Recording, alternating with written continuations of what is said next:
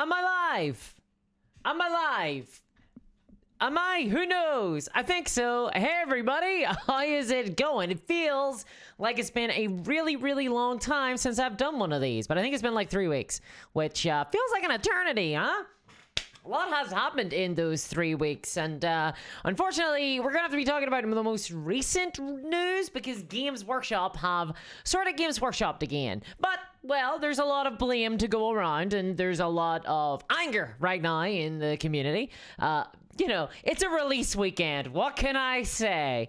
Warhammer 40k, for those who do not know, Warhammer 40k has a big release weekend this weekend because... Who is it? Who is returning? Some wolf guy or something, I think. A lion or something? Yeah, the Lionel Johnson, the everybody's favorite homosexual poet, is being released today or yesterday. Well, actually, caveat that, unfortunately, he does not seem to be getting released because he's all sold out. He's all sold out. He's sold out incredibly fast, which has left a lot of people in the community extremely frustrated. And we're going to talk about that. We're going to talk about release windows. We're going to talk about whose fault it is, whether or not it's influencers' fault, because those dastardly influencers, they're always up to no good, and whether or not there's anything the Games Workshop can do to kind of prevent this happening in future, whether or not there's anything we should have done this weekend, and whether or not we should all be examining how we engage with this hobby. But until then, let's, hey everybody, how is it going? Let's look into chat, see what's going on. Pixie says you're alive. That is debatable. Extremely debatable. I was actually on time with the stream today, so I came in hot. I came in hot, guys. Draka says she has risen. Indeed. Yay for a new live stream. I know it feels like forever since I've done one of these. Maxie says I buy all my miniatures from Emil the Blind Kid with a skull face head. Nice, but he's always sold out. You gotta get in there. Matt says, it's not the fact the lion is going to eBay for £240 plus a model, huh? Yeah, this is the scalper element as well that we're also gonna need to be like, we're gonna need to talk about. Wolf says, it's all part of Discourse's great plan. No minis, no GW. That is true, in fairness. I mean, not the evil plan thing. I mean, it's not like I'm buying up all of the stock of Games Workshop product in order to kind of drive them into the ground. In fact, I think that would be kind of the opposite. I think if I were buying up all their product, they'd be like, hey, Discourse, would you like more minis? But we know that that's not happening because they would be more responsive to my pleas and to my demands. Less Primarchs, more, you know, modular, interesting models. But I can't get what I want. I can't get what I want. Red or Boris says it's like Hasbro running out of Monopoly. No, well, sort of. It's kind of like, so Games Workshop, I think that it's fair to say the Warhammer is quite a different product from a boxed experience like Monopoly. This would be like if Hasbro were selling a special shoe that you can use in Monopoly. A special shoe that has more powers than the dog or the other shoe, the Liam shoe, the free-to-play shoe. And you can get extra movement, or whenever you roll a 6, you get to roll 3 more times and add those up, you know? And and they kept on selling out of the special shoe because not only was the lion being sold this weekend, but there's also a ton of other releases as well. You've got Dante, you've got some books, you've got the Arcs of Omen final release, you've got some collector's editions, some limited release collector's editions that will not be available ever again, and also you have the boarding patrols as well, the Votan, which nobody cares about, and also the Imperial Agents, which I think everybody cares about that one. But that... FYI, guys, I'm a little bit biased here. There's going to be some subjective opinion, so you may want to strap in. Give us rock, says the dog shot. I mean, dude, I like a little bit of rock, yeah. Werewolf.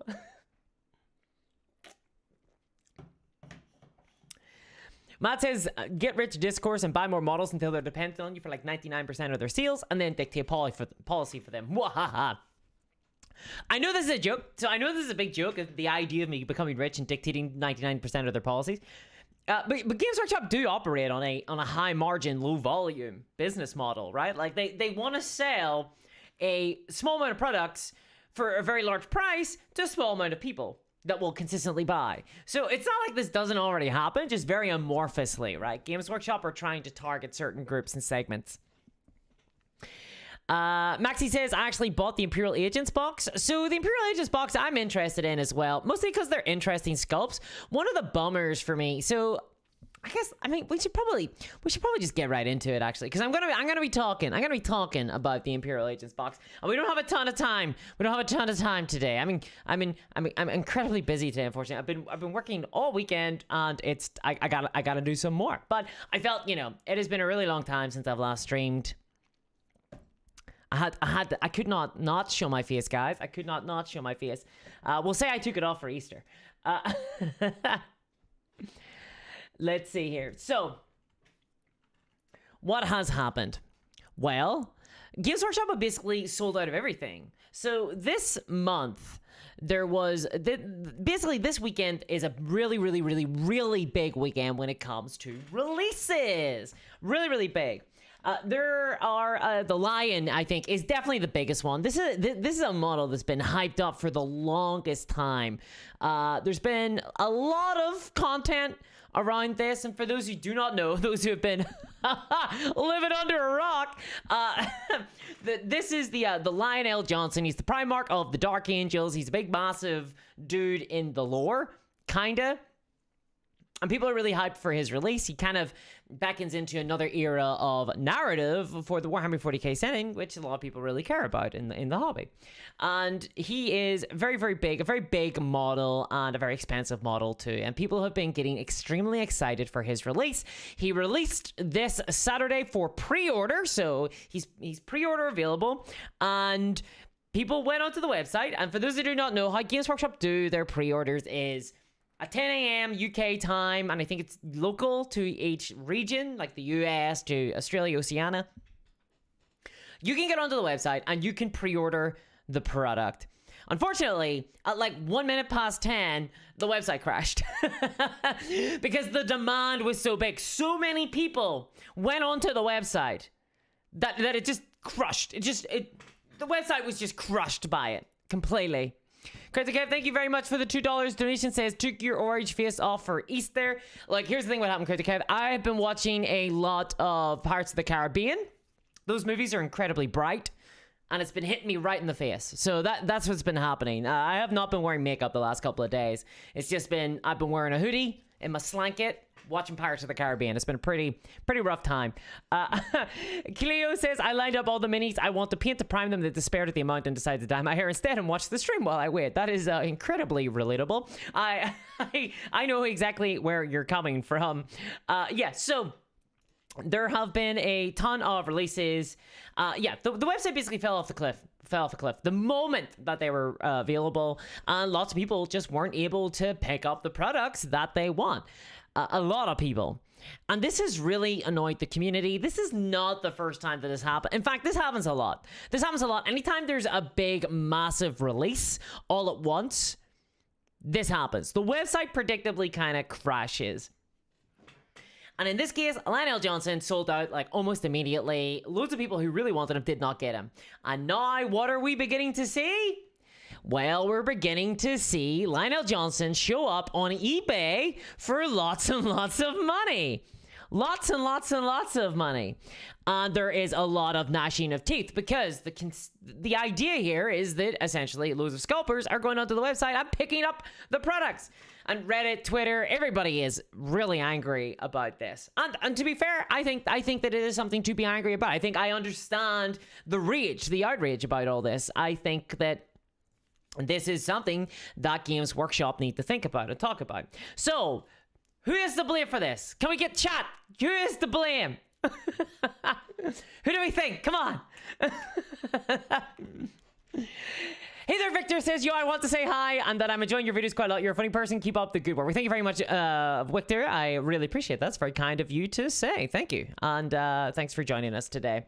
What is the new model of the Lion made of? I believe it is it's a type of diamond. For the price of it, it sounds like it's a type of diamond. That are really cheap plastic. That's like really, really cheap to produce. Okay, so who is to blame? Obviously, it's influencers, right? I mean, obviously. I mean, it goes without saying.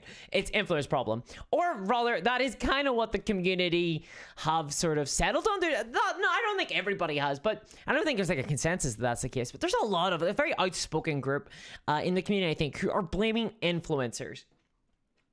And why? Well, because we're seeing right now tons of influencers painting models of Lionel Johnson and posting up pictures of them. Pictures on Twitter, pictures on Instagram. There's YouTube videos of unboxings of Lionel Johnson, of painting Lionel Johnson. Here's my Lionel Johnson. Here's my little Johnson. Here is my Johnson. Look at my Johnson, right? That's happening a lot right now in the community because Games Workshop have sent out a bunch of these products to influencers, to content creators in order to hype up the release. It's part of their marketing budget, right? They send out these models. I mean, Twitter is dominated by a ton of painters, by a ton of creators on Twitter who literally just get product from Games Workshop and put up pictures of like their painted models, right? And the painting is really good.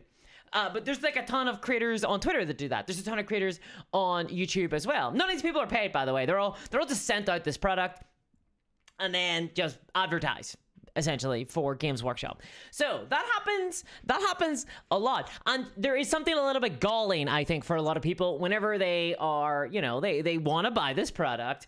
They go to bed at the right time. They go to bed early. And it's big Friday night. They're like, no, guys, I can't go out. I got to go to bed early. I got to pick up my Johnson tomorrow.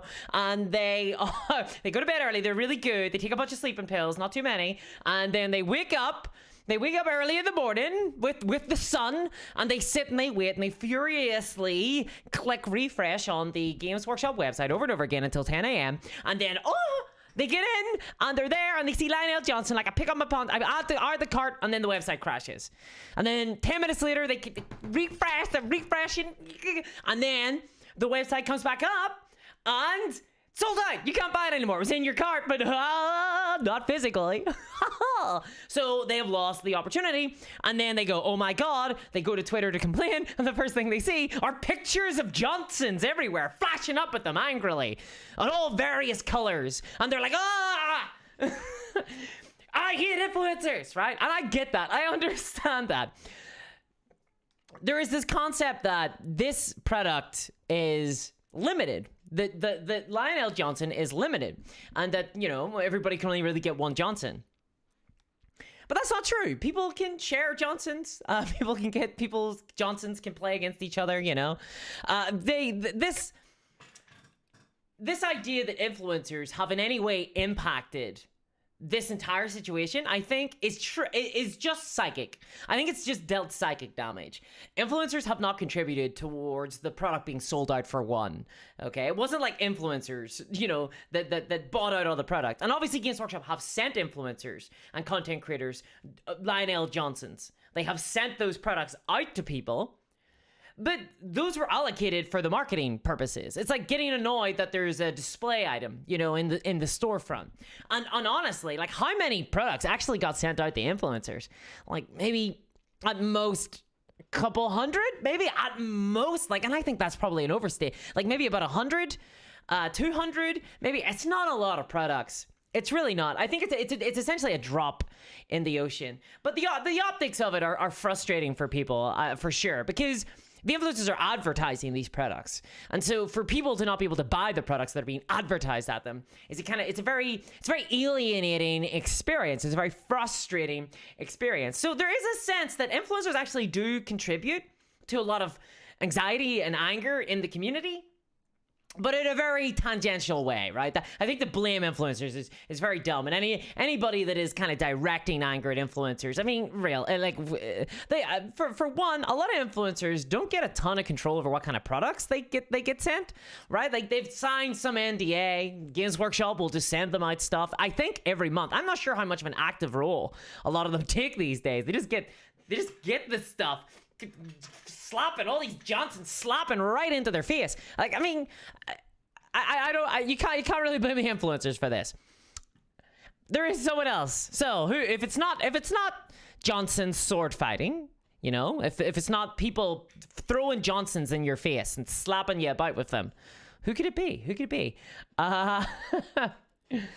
Mobile Gamers Unite says, I didn't order anything. I got my Custodes to build still. That's an incredibly like a paragon is what you are, and so virtuous to hold off on purchasing items, having just completed your own. I recently did this myself. I am currently working my way through a Conflict 47 German army at the moment. I like playing the bad guys. And I have built my army, and I'm painting them. And I'm not buying anything until I paint the models. And let me tell you, I am doing it. I'm actually doing it. I've almost got my entire German army completed. It's absolutely incredible. I'm like, wow! Wow! Admittedly, it's not like the biggest army in the world, but, you know, I'm doing all right. Merc Type 8 says female gamers bought all the Johnsons. No, I think a lot of guys bought all the Johnsons. A lot of guys. I mean, the Johnson is so big, right? The Johnson is so big, and he's got those two little things, you know, beside the Johnson. You got your Johnson. You got the two little, you know. So people are into it. I think a lot of guys have been buying Johnsons. I think a lot of guys have been getting their hands on some Johnson. Yeah, no, definitely. Bolt rifles are stupid, says Merc Type 8. Ooh, well, that's an ecumenical man. I think we're having a little bit of a schism here between the bolt boys. Oh dear. MaxiBy says, not the people selling on eBay, the people who made eBay. Okay, woo, we're talking about structural issues right now. Do we blame scalpers or do we blame capitalism? Let's talk about structures, people. Let's do it.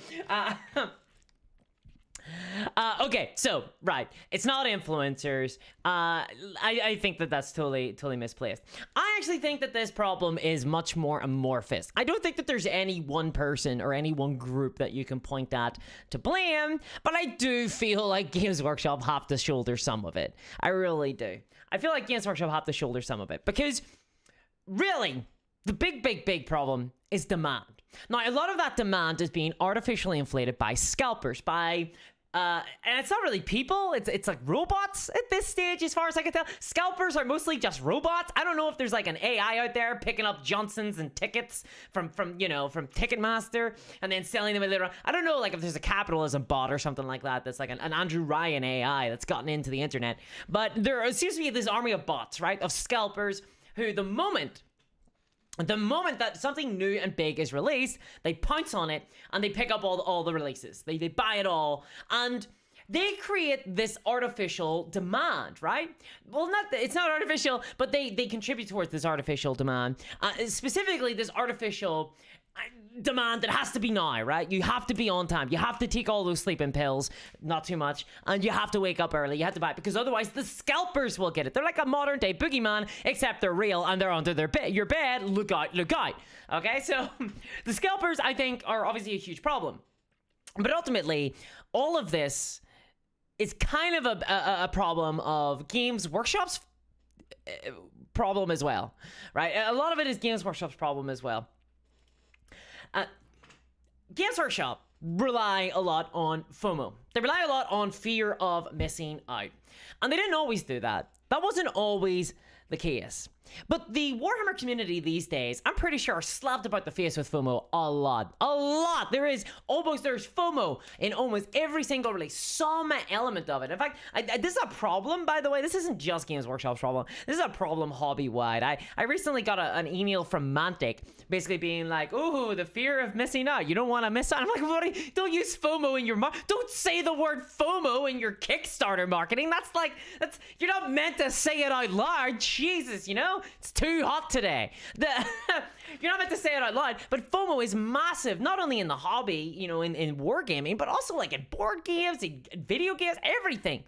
FOMO is a massive, powerful tool. And it is a powerful tool for evil, to be frank. Like, it has a very evil way. It can shade the hearts of man, you know? Like, it can grip them and pull tight upon us all. But Warhammer, I think, is really bad for FOMO, especially in the hobby community compared to a lot of other games, and that contributes to this huge fear of missing out in the community, including for new releases. And one of the things that make this I think we feel particularly a lot, is that there's an inconsistency. Okay, some things that Games Workshop release are like blink and you miss them. You have to get them or else, right? Like Curse City, you know, is the big famous example, but it happens a lot as well. Other things are like, hey, we're releasing this, but you know, who cares, right? Like you can buy it like in 3 weeks or 4 weeks or 2 years away from now.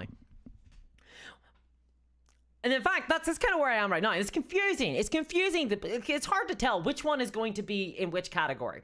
Is this going to be something that I can pick up in like 3 years? Or is this going to be like a pre-order now or else forever hold my peace, right? Am I going to miss it? I'm in that position myself because I was kind of interested in the Imperial Agents boarding patrol. I was like, this kind of neat. I kind of like Imperial Agents.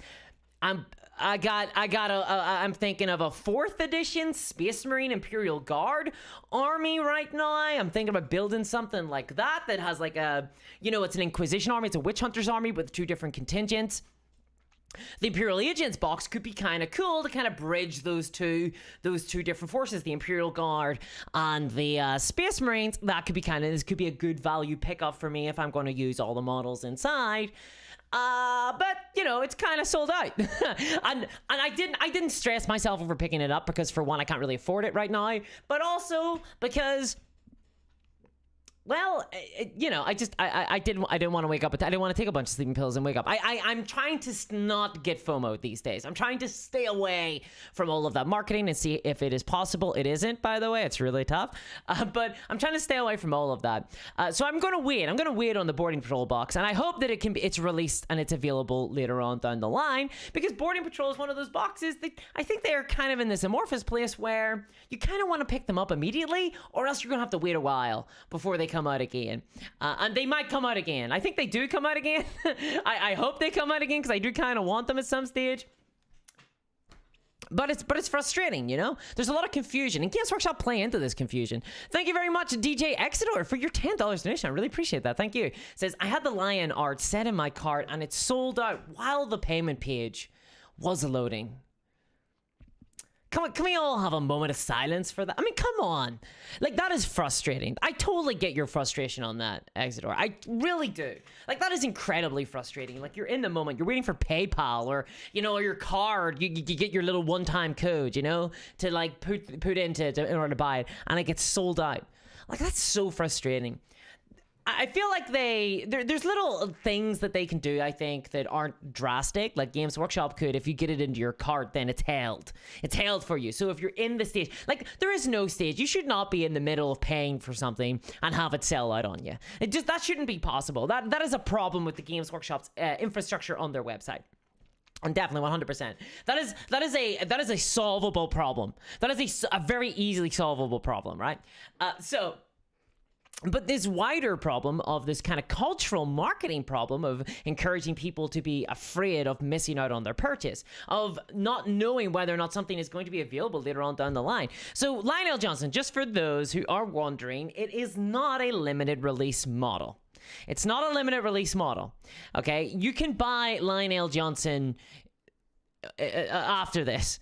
Maybe if they make more, I guess, but I presume they're going to make more. You just can't pre-order him anymore. You can't pre-order him. The pre-order allocation is all sold out. And honestly, I've been checking around different stores, like different hobby stores in the UK. It's gone. It's gone. Like you ain't getting your Johnson. You ain't getting your Johnson. Now, DJ Exeter actually brings up a really interesting point, because the Lion art set, I believe, comes with some exclusive art. I think that you cannot get anywhere else, and you won't be able to get it again, I assume. I assume that's a limited release. There's also collector's books as well. There's collector's, there's like a collector's edition novel. And Games Workshop love these kind of collector's items because they're nice upsells, right? You sell a limited, well, they do this with models as well, but you sell a kind of limited item, and then you charge more for it because of its scarcity, right? Because of its perceived scarcity. It's artificial scarcity. Like, they could make more if they wanted to, but they're just not going to do that so that they can raise the value high. Again, this is a part of a low volume, high margin business where they're trying to kind of make people pay a little bit more every time, a little bit more every time. And And that can be really frustrating then if you miss out on these types of sales, because you're trying to distinguish in your head, like, okay, which one here is going to be available next week and which one isn't? Which one isn't? And sometimes they get tied into each other with bundles, and it's really frustrating. It's really confusing for a lot of consumers. Like, look, here's the deal. I keep up with the news. I read Warhammer Community. I have to. I have to read endless articles on like Warhammer Community to be like, okay, what's happening here, right? I have to do that. Most people don't have to do that, okay? Most people don't do that. Most people rely on either others for their information, or they just don't get it. They kind of hear about it amorphously in the hobby community. And it's hard for them to tell what stuff is limited, what stuff isn't, what's going to be made to order, what isn't going to be made to order, because the signaling from Games Workshop can be a little bit confusing on this sometimes. Freakish Uproar, thank you very much for the £5 donation. Says, does anyone else think the Boarding Patrol model has some overlooked potential? GW could cater some very specific factions and species.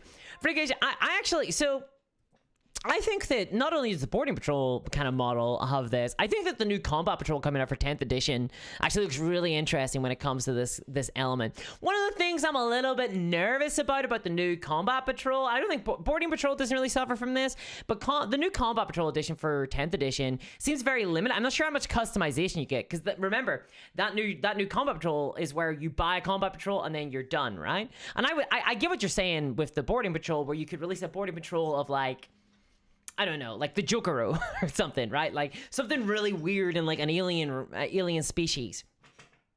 But I think they could do the same thing for the Combat Patrol too, like in 10th edition, where they release Combat Patrols for like non-army armies. But then I think one of the things about that is they will eventually release them as a 40k army, and I don't know if I want to see more 40k armies. I feel like I like it like whenever they do it with a kill team, for example, when they do kill teams of like weird kind of like, oh, we're gonna look at the Arbites. I wouldn't want to see like a 40k Arbites army. I think that's too much, I think there's too many armies already, all of their own special rules.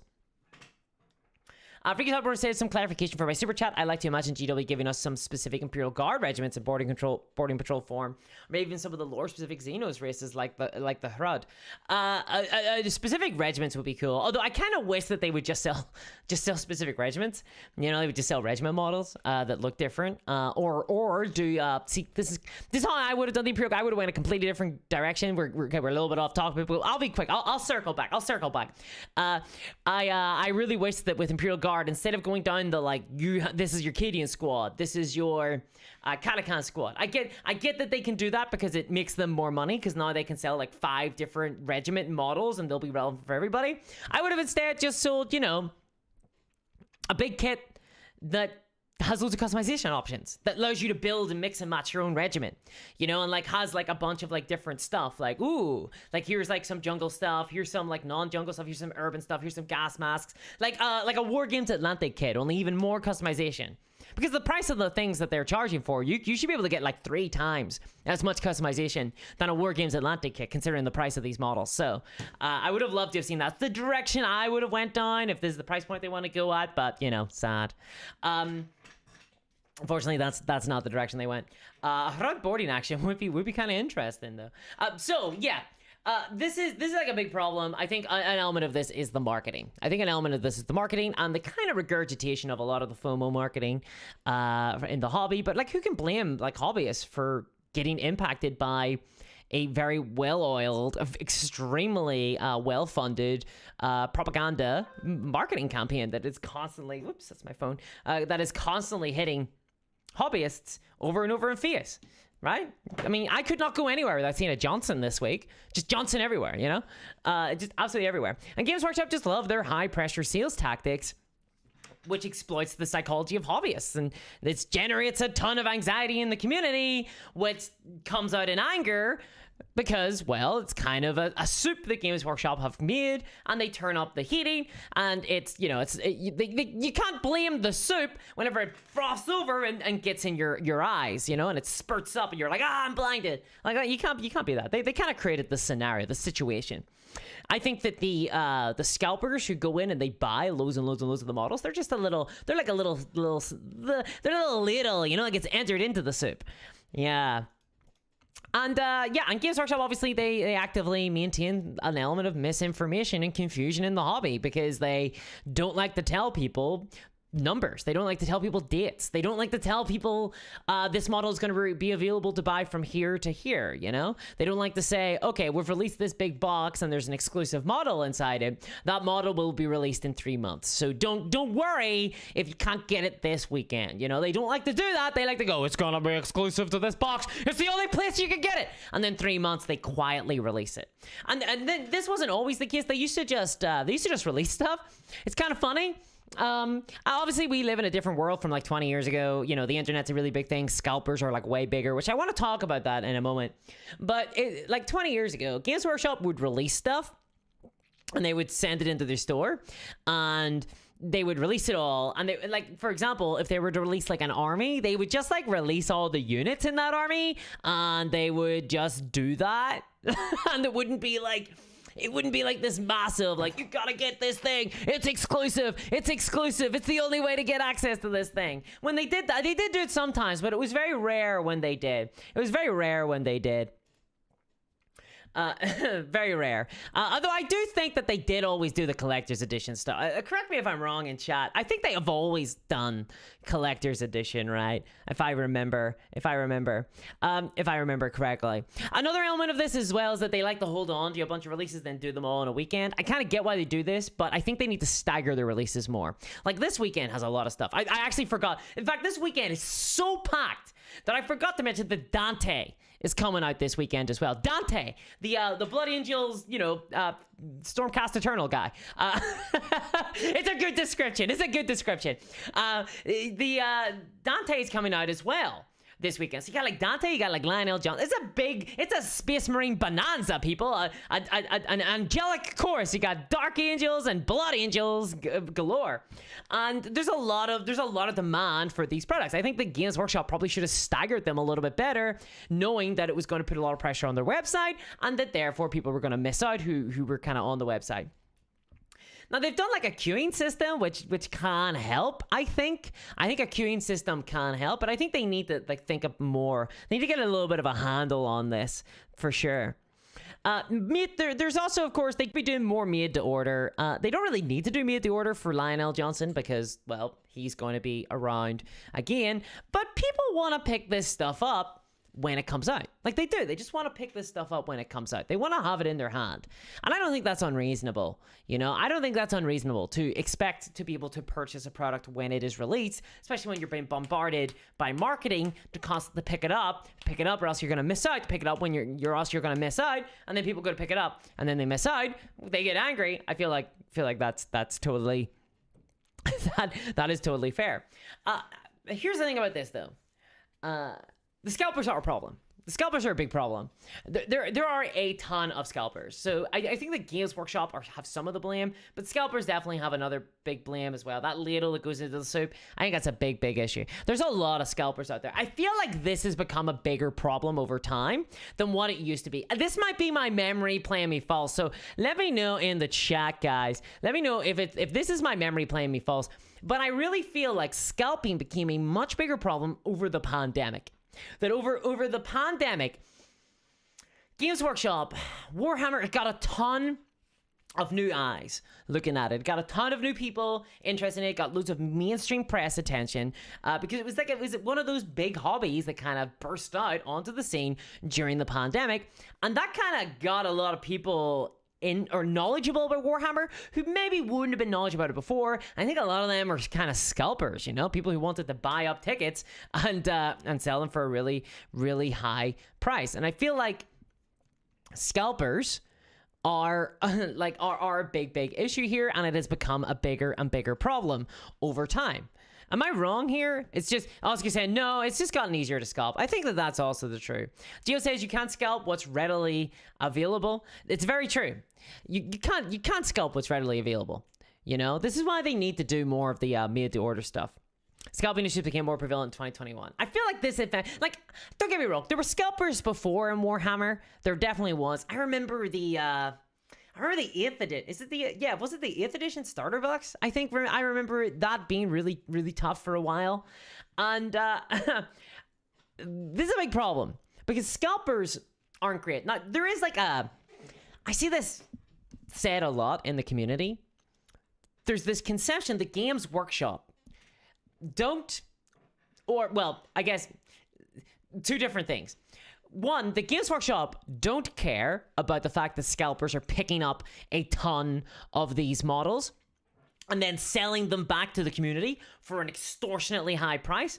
Or two, that Games Workshop shouldn't care. The Games Workshop shouldn't care because they're making money, right? They shouldn't care whether or not they sell the Lionel Johnson model to a hobbyist who wants to take it home lovingly and paint them all up nice and put them on his shelf and never play a game. Or do not lie. I know how many people are playing games. It's not a lot.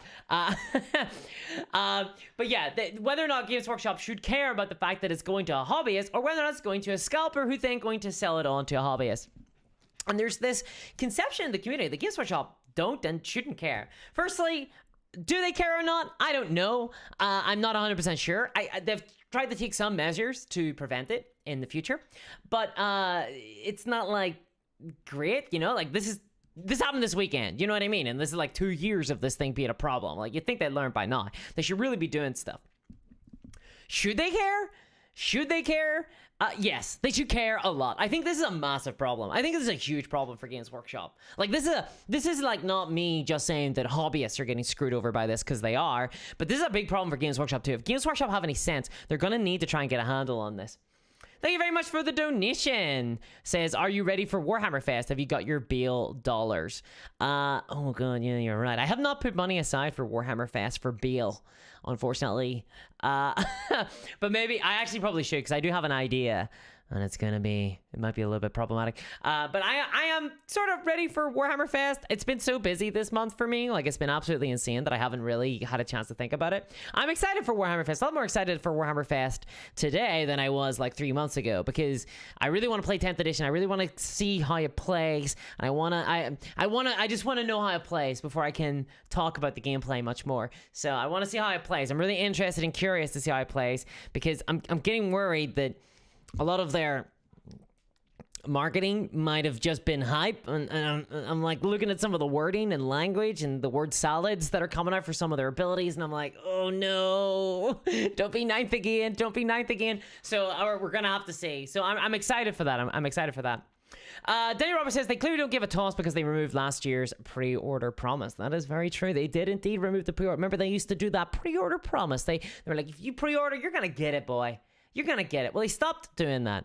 This is a huge problem for Games Workshop. Absolutely a massive problem. And there's a lot of reasons for this, but overall, it is in their interest that these products get into the hands of hobbyists and not into scalpers. Directly from them, right? Directly from them, and not at this massive inflated price. And there are so many reasons for this. Like, it's kind of insane to me that the Games Workshop have not attempted to resolve this better. There are so many reasons for this. For one, scalpers lead to really bad press. What are we talking about now? We're not talking about Johnson. Right? We're not talking about Johnsons. We're not talking about Johnsons in your face, in your hands, all over the place. We're not talking about that. We're talking about scalping. Scalpers are bad press. They completely change the discourse around a release, and they warp it into something that is anxiety-inducing, that's anger-inducing, and it's bad press. It really is. Now, there is an upside to Games Workshop from purely their perspective. I think it's incredibly ghoulish, but there is an upside from Games Workshop's perspective in that what this does is it drives demand, because people are like, ah, I can't get it. I can't get the Johnson. I can't get my hands on Johnson. So I gotta go out. I gotta find it. But, you know, ultimately, that doesn't really matter if nobody's buying it, you know? Like, I get that for Games Workshop, they're like, oh, sweet, we've just sold a bunch of bottles, like, all at once at, like, 1 minute past 10, because there's an army of bots that have just literally went onto our website, bought the product, and crashed it, so everybody else is, like, left behind, like some really, really, really nasty first position player in Mario Kart, you know, leaving bombs behind them. But what this does, okay, is that long term, this actually discourages future spending by hobbyists. How many people are going to get burned by this and never buy from Games Workshop again? And I actually think that it will happen to a fair amount of people. Now, I get that also you'll probably get a ton of people who will resolve themselves that, you know, oh, I missed out this week. I missed out this release, but the next release, I'm not going to miss out. But I would argue that that happens a lot less than you think, especially if it's impossible, right? If scalpers just win every single time, eventually you'll just be like, no, forget it. Aurelian CB, thank you very much for the £2 donation. Says, watch out for all the Johnsons at Warhammer Fest. There's going to be a lot of Johnson, guys. It's going to be a lot of Johnson at Warhammer Fest. A whole lot of Johnson. I'm really interested to see all the different colors that people put on their Johnson. I'm really interested for that. Silvis are saying scalpers are doing the market research for just how much they can charge. That is a very cynical take, Silvis. I don't think the Games Workshop. This is like a very complicated position. So I think from what Silvis is getting at is that scalpers are buying products from Games Workshop and then putting them on eBay, and we're talking like $250, like £250 on eBay. Like some of the prices are insane on eBay for some of that Johnson. And Games Workshop are seeing this. They're looking at the prices the scalpers are charging and going, we only sell this model for like $100. We could be selling it for double that and people would still pay for it. I think yes and no. I don't think that honestly, I think Games Workshop do a lot of this research already. And they don't necessarily want to sell at the maximum price. They want to sell at the optimal price, which is where I think they are constantly trying to move towards. The optimal price. And the optimal price for Games Workshop is what is the maximum amount of money we can charge to the maximum amount of people. Is what they care about. Now, that is governed by this kind of ideological perspective of it being a low volume, high margin, so they're happy to have less people for more money. But they don't want like 3 people for loads of money, because that introduces problems as well. I don't think that a lot of people, honestly, I don't think a lot of people are willing to pay scalper prices, to be frank. Like, I don't think a lot of people are willing to pay scalper prices. I think that if Games Workshop were selling at those prices, like Warhammer would die. Like, I don't think that most people would pay for that. Most people would actually buy 3D printers, and they would just breathe in the dangerous chemical fumes, and they would die at an early age because they do not want to pay that much money. I really feel like most people do not want to buy that amount of money. You will get people who pay that much money. You will get people, and they are definitely a massive component of Games Workshop's business model, right? I've done lots of content on this. Games Workshop obviously cater to a wheel proportion, or this is the new word for wheel. By the way, in the video game and gambling industry, it's no longer wheels, because that's kind of that has a little bit of a bad press now. No, it's VIPs. Your VIPs, VIP users.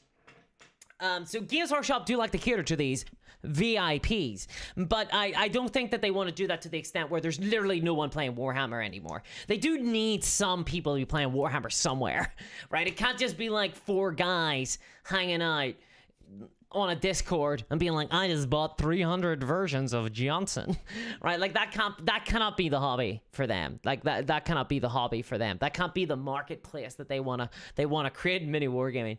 VIP wheels. Yep, that's it, Matt. Wheels are the small proportion of consumers who pay a disproportionate amount of money for product. They basically are big spenders, right? They will another euphemism for them is power users. They spend a ton of cash on a small amount of product, or sorry, they spend a ton of cash on products, but there's very little of them, which means that as a company, increasingly companies are catering to the small level of players and kind of ignoring the riffraff, the people who are like, I'm only gonna buy like some stuff, I can't afford to buy a lot of stuff, you know.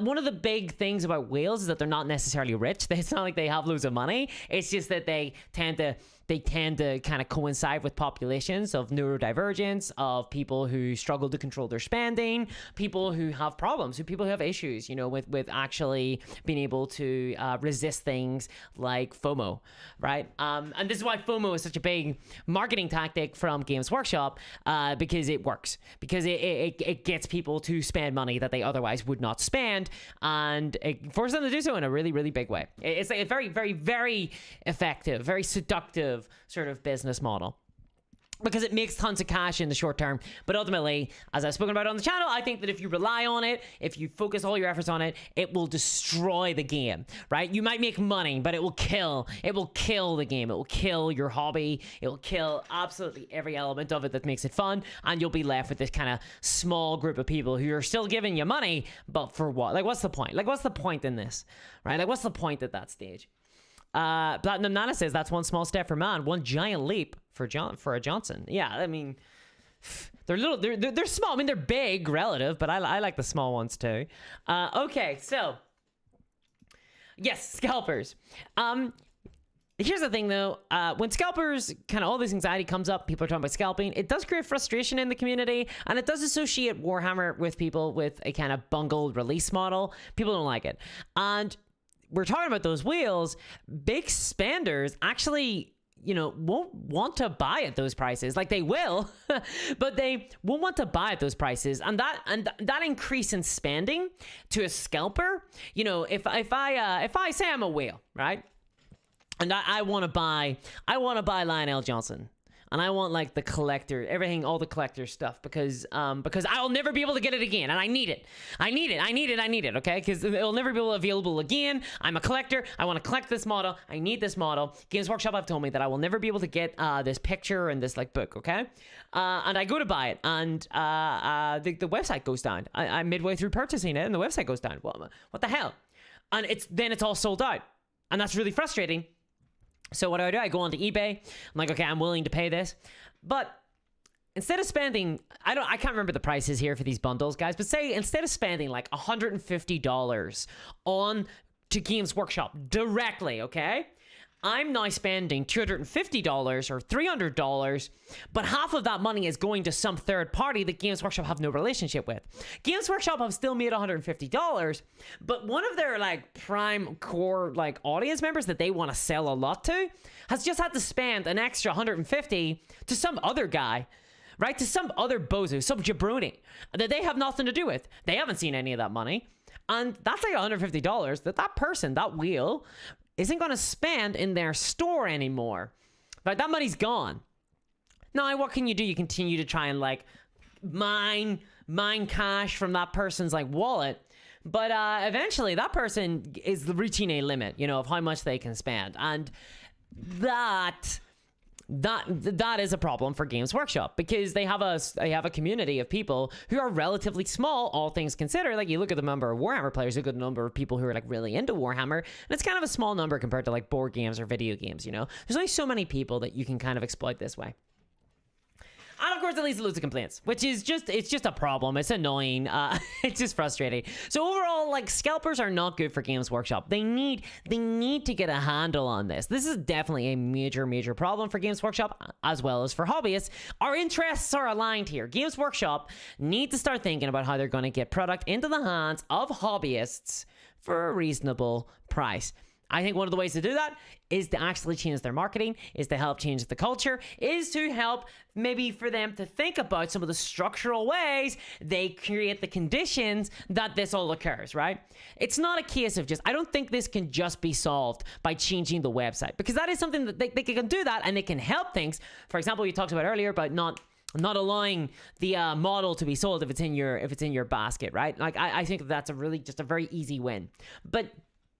But really, I think that we're still going to see this as an issue crop up constantly unless the kind of culture of Warhammer gets changed. And Games Workshop drive that culture in a lot of ways. They really do drive that culture. You can't blame hobbyists for giving into FOMO. FOMO works, you know, it just does. It's like blaming people for breathing air. Like, we all give into FOMO to some extent. Some people don't, and it's great for them, but I think most people at the very least feel some element of FOMO, and they get a little pin prick from it, you know. And obviously some people are impacted by it more than others, and it can be really tough to resist. I just wish the Games Workshop would move away from that.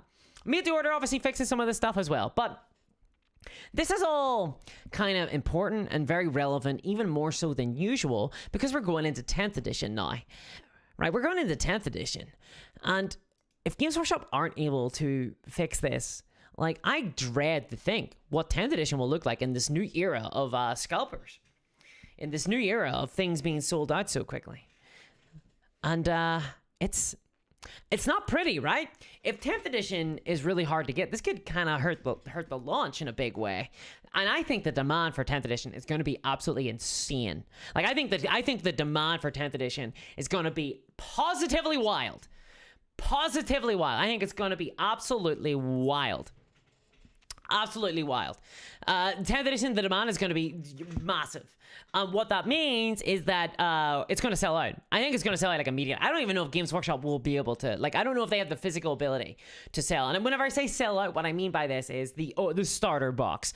The starter box. The big, you know, like the big, they're going to do a big Space Marine versus Tyranids box. And it's going to have new models, and it's going to have exclusive models. I'm calling it right now. It's going to have exclusive models. It's going to have some of those new ones that they've been showing off. It's going to have those exclusive to that box set. It's going to be the only place to get it. And they're going to be very strong and very good in 10th edition because they've been built and designed with 10th edition in mind, and also because Games Workshop want to sell the boxes, and they're going to sell them like that, and people are going to want them. There's going to be people out there who buy 10, 20, 30 boxes, and they're going to sell them on eBay, and it's going to cause this massive media problem for Games Workshop for the launch of 10th. People are going to say, what a screw up, what a bad launch. Games Workshop need to be aware of this. They need to know that this is a distinct possibility, and they need to get a handle on this, because they did not get a handle on it this weekend. They really screwed up this weekend. Lionel Johnson was a massive release. It was a massive release, and this is like a test run. This is a test run for 10th. And if this is a test run for 10th, then it was a massive failure in their end. They really, really screwed up. Hobbyists are annoyed. Consumers are annoyed. People are really, really frustrated. Imagine how frustrated they will be. This is just a single model. Right, this is a Primarch model that will be available in a couple of weeks. Imagine how it will be if there is an exclusive bundle box set with specific models that will not be available otherwise, that are released at a significant discount, a value saving in this starter box, and Games Workshop, you can't get your hands on it. And it's a new edition of Warhammer, and you can't get your hands on it. It's going to be incredibly frustrating. It's going to be incredibly frustrating. Not to mention, I think that Space Marines are obviously a massive army. They're like the big army, right? But also, Tyranids are pretty big too. Tyranids aren't that... I think Tyranids are a bit of a sleeper army. I think there's a lot of people out there who will be interested in starting a Tyranid army, and that's just going to create a ton of demand for this box set. It's going to be really, really tough. It'll be worse than Dominion, says Sinner. Yeah, I mean, so, and I think there is an element here that Games Workshop might be a little bit afraid of producing too many boxes, because they really overestimated the demand for Dominion. And I think that they're going to be maybe a little bit too conservative. I hope not, though. I mean, I hope they release the box and there's not a problem. But I can see this happening for sure. Michael Wayne, right, comes in with one of those little hot little things that I kind of forgot to mention. He says GW should limit sales of some items to one per customer. I totally agree. They should limit sales to one person per item for some items, right? They shouldn't do exclusive limited models. Like, they shouldn't do exclusive limited bundles, like the Lionel Johnson art bundle or whatever. They shouldn't do that as like a limited time thing, you know? They just shouldn't. No, they do the books and I think that there is a place for some things to be collector's items. You know, things like the rulebook, like a limited edition collector's item. I understand why it exists. And I'm not, my opinions on it are not incredibly sophisticated right now. I think that it's causing problems. I think that there are lots of people who want these items that aren't getting them because of scalpers, because of all the reasons that we've talked about today. So as a result, I think that they should just release more. I don't know how many people actually care about the book, you know, these limited edition collector's items being scarce, as they do care about the fact that it's a nicer book. I actually think that most people, I think that the entire collector's edition scarcity thing is just a total, like, I think it's just a misunderstanding. I have never bought a collector's edition book because I was worried that there wasn't enough of it. I've bought them because I've been like, that's a really cool looking book. I really want that version of the book because it looks really nice.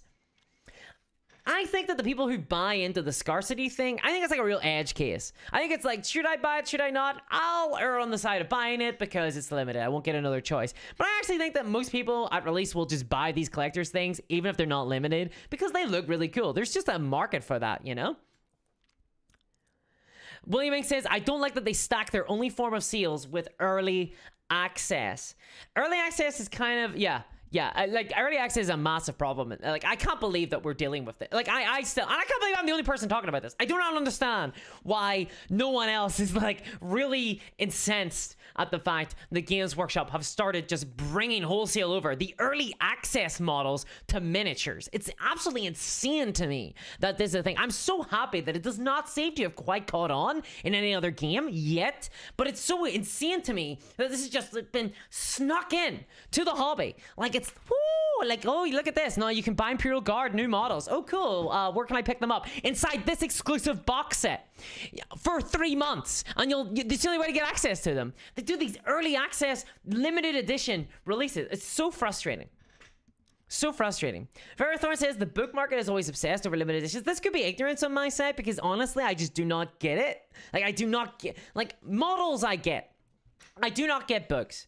Not that I can't read. I mean, that's just a, you know, I'm not like a Warhammer Fantasy RP character. I can't read. But my issue is, I just don't understand like the book market as well, because I'm not like super passionate about, you know, like Black Library or anything. So I just read the same Stephen King novellas over and over again. Dwarven Beercross says, I just wanted a regular version of the novel, and it was sold out when I clicked checkout. So that's like the regular versions that they're already sold out. There is obviously an element of physicality to these releases, I think, which is a thing we just have to acknowledge. That there is an element of physicality. They are trying to estimate how many things will be needed. I actually do cut Games Workshop some slack there. I get that. I understand it's physical. It's not like a digital game. There's only so many, like you can just keep creating more keys. But when it comes to the physical things, they do need to produce them. But it's a problem. Like it's a big problem, and they need to think about how they market things. They need to think about their business model. They need to think about their release schedule, because this is going to keep happening.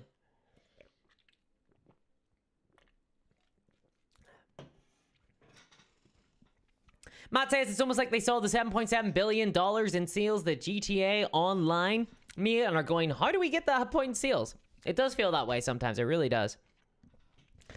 It really does like feel that way. Obviously, I mean, so some of the biggest innovations in gaming that have happened over the last 10 years have been business model wise. And this is a reminder that innovation is not good. It doesn't have like an ontological goodness about it, right? Sometimes innovation can be bad because they have innovated the way to maximize sales, and the same thing is happening to wargaming. This is why I create the content that I do, because I'm worried about it in the wargaming hobby. I don't talk about it as much anymore because I basically received a lot of unanimous feedback that people are sick of hearing about it. So I try to cover other topics as well, but this is like one of those instances where, yeah, yet again, I get to talk about this, and I like to talk about it because it is a huge problem that I'm really worried about. For sure. I'm really, really worried about that. A lot of the innovations that we saw that came in from video games are coming into the hobby, and we're seeing it. Like, we're seeing early access for models that already exist. These models have been printed, and the molds exist. They're creating them in factories, and they're putting them in a box and going, early access, you can't get these for 3 months. Why not? Like, why not? It used to be the case that how you would release an army was you'd make the new models and you'd put them in a store, set it on a shelf, and sell it. And that is how you sold models. That's how you sold new armies. But now, that's not the case. It's like, oh, it's inside an exclusive box. Thank you very much for the $5 donations. Rock roll this. Seriously, thank you very much. Because I think it was CryptoKev earlier, mentioned something about Warhammer Fest. I was like, oh yeah, Warhammer Fest. I need to put some money away. So thank you very much for the donation.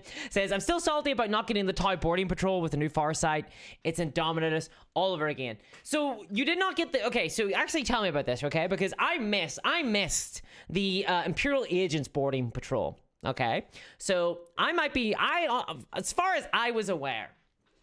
The new boarding patrol, the boarding patrols are going to be released again, right? Like, so this isn't, they're not like gone forever. Is that the case, Rock? They're not gone forever, right? Including the new, so there's obviously the new Farsight model, which, correct me if I'm wrong, is exclusive to the boarding patrol box set, right? It's exclusive to the boarding patrol box set, which again is a massive problem when you put these models inside these bundles that are then only available and then they get sold out, right? Like, There is, I mean, I'm obviously coming at this from a very casual perspective, right? This is me as a casual player, as just like a hobbyist, as a person who's just frustrated, who, you know, who's trying, I mean, my goal here on the channel is to advocate for consumers. But I haven't even talked about like competitive players, people who want to buy the new content because it's going to be better than than other stuff, you know? That drives obviously a huge element of this as well. I'm just not as knowledgeable about it. So Rockroll says the Toy Boarding Patrol is no longer available online. Gone forever was my thought, says E-Honda. See, now this is what I'm talking about, guys. Now I'm worried. Now I'm worried. So this is that misinformation earlier, and like the way the Games Workshop market stuff. Some stuff is available forever, some stuff isn't, and it's kind of like it's kind of like a toss-up as to what category the thing you kind of were hoping to buy at some stage falls into. George says, I got the Toy Boarding Patrol at 25% discount. Just ask a third-party store to get them. So is it, I mean, I would buy from a third-party store. I'm never going to buy directly from Games Workshop. Stock seems to be an issue too, says Sinner Live. So I'm hoping that they are not going to be, they're not going to be only sold the once and then never go out again. I assumed that was the case. Those 100 hands, says E-Honda. Brian Hall says, no one knows because GW plays mind games with us. Awesome. Yeah, just like, screw it. Yeah, it's kind of a mess. It's kind of a mess. Yup. It's really frustrating, honestly. I don't know whether or not I'm going to be able to talk to anyone at Warhammer Fest. It's doubtful, right? It's not like I haven't been invited. In fact, I can imagine that if anybody at Games Workshop knew I was going, I'm probably going to be disinvited. But I'm hoping that I do get to talk to some people and find out what the thoughts are from inside Games Workshop. Because, man, yeah, I wanna hear someone justify those early access boxes, because I think I know what they would say, but I don't buy it, you know. Kurisu Wargamer, thank you very much for the €5 donation. I really appreciate that. Says, hi Discourse, you're a Warhammer content creator from Spain. 10th edition box, like Indominus was and will be collected by scalpers only. That's sad. Well, thank you very much for the donation, Kurisu Wargamer. I wish you well in your content creation channel. Spain has a massive community of Warhammer players, for sure. It's absolutely huge. A lot of great people there, actually. I've been in contact with a lot of Spanish hobbyists. So, Dominus was and will be collected by scalpers only, you say. I really hope the Games Workshop can learn the lesson, but like, I'll be honest, I don't feel too hopeful at this stage, because I do see this as like a dry run, you know? This really feels like a dry run, and it has been very dry and very, very bad. This just feels like, I don't know, like, it's from everything, every level of it, from putting out the Lion alongside Dante, and some I would say the Imperial Agents Boarding Patrol box is a very in-demand box. That's a very cool release. I would say it's a very, very in-demand. It's sold out, right? These are like all very big releases to all be coming out all at once.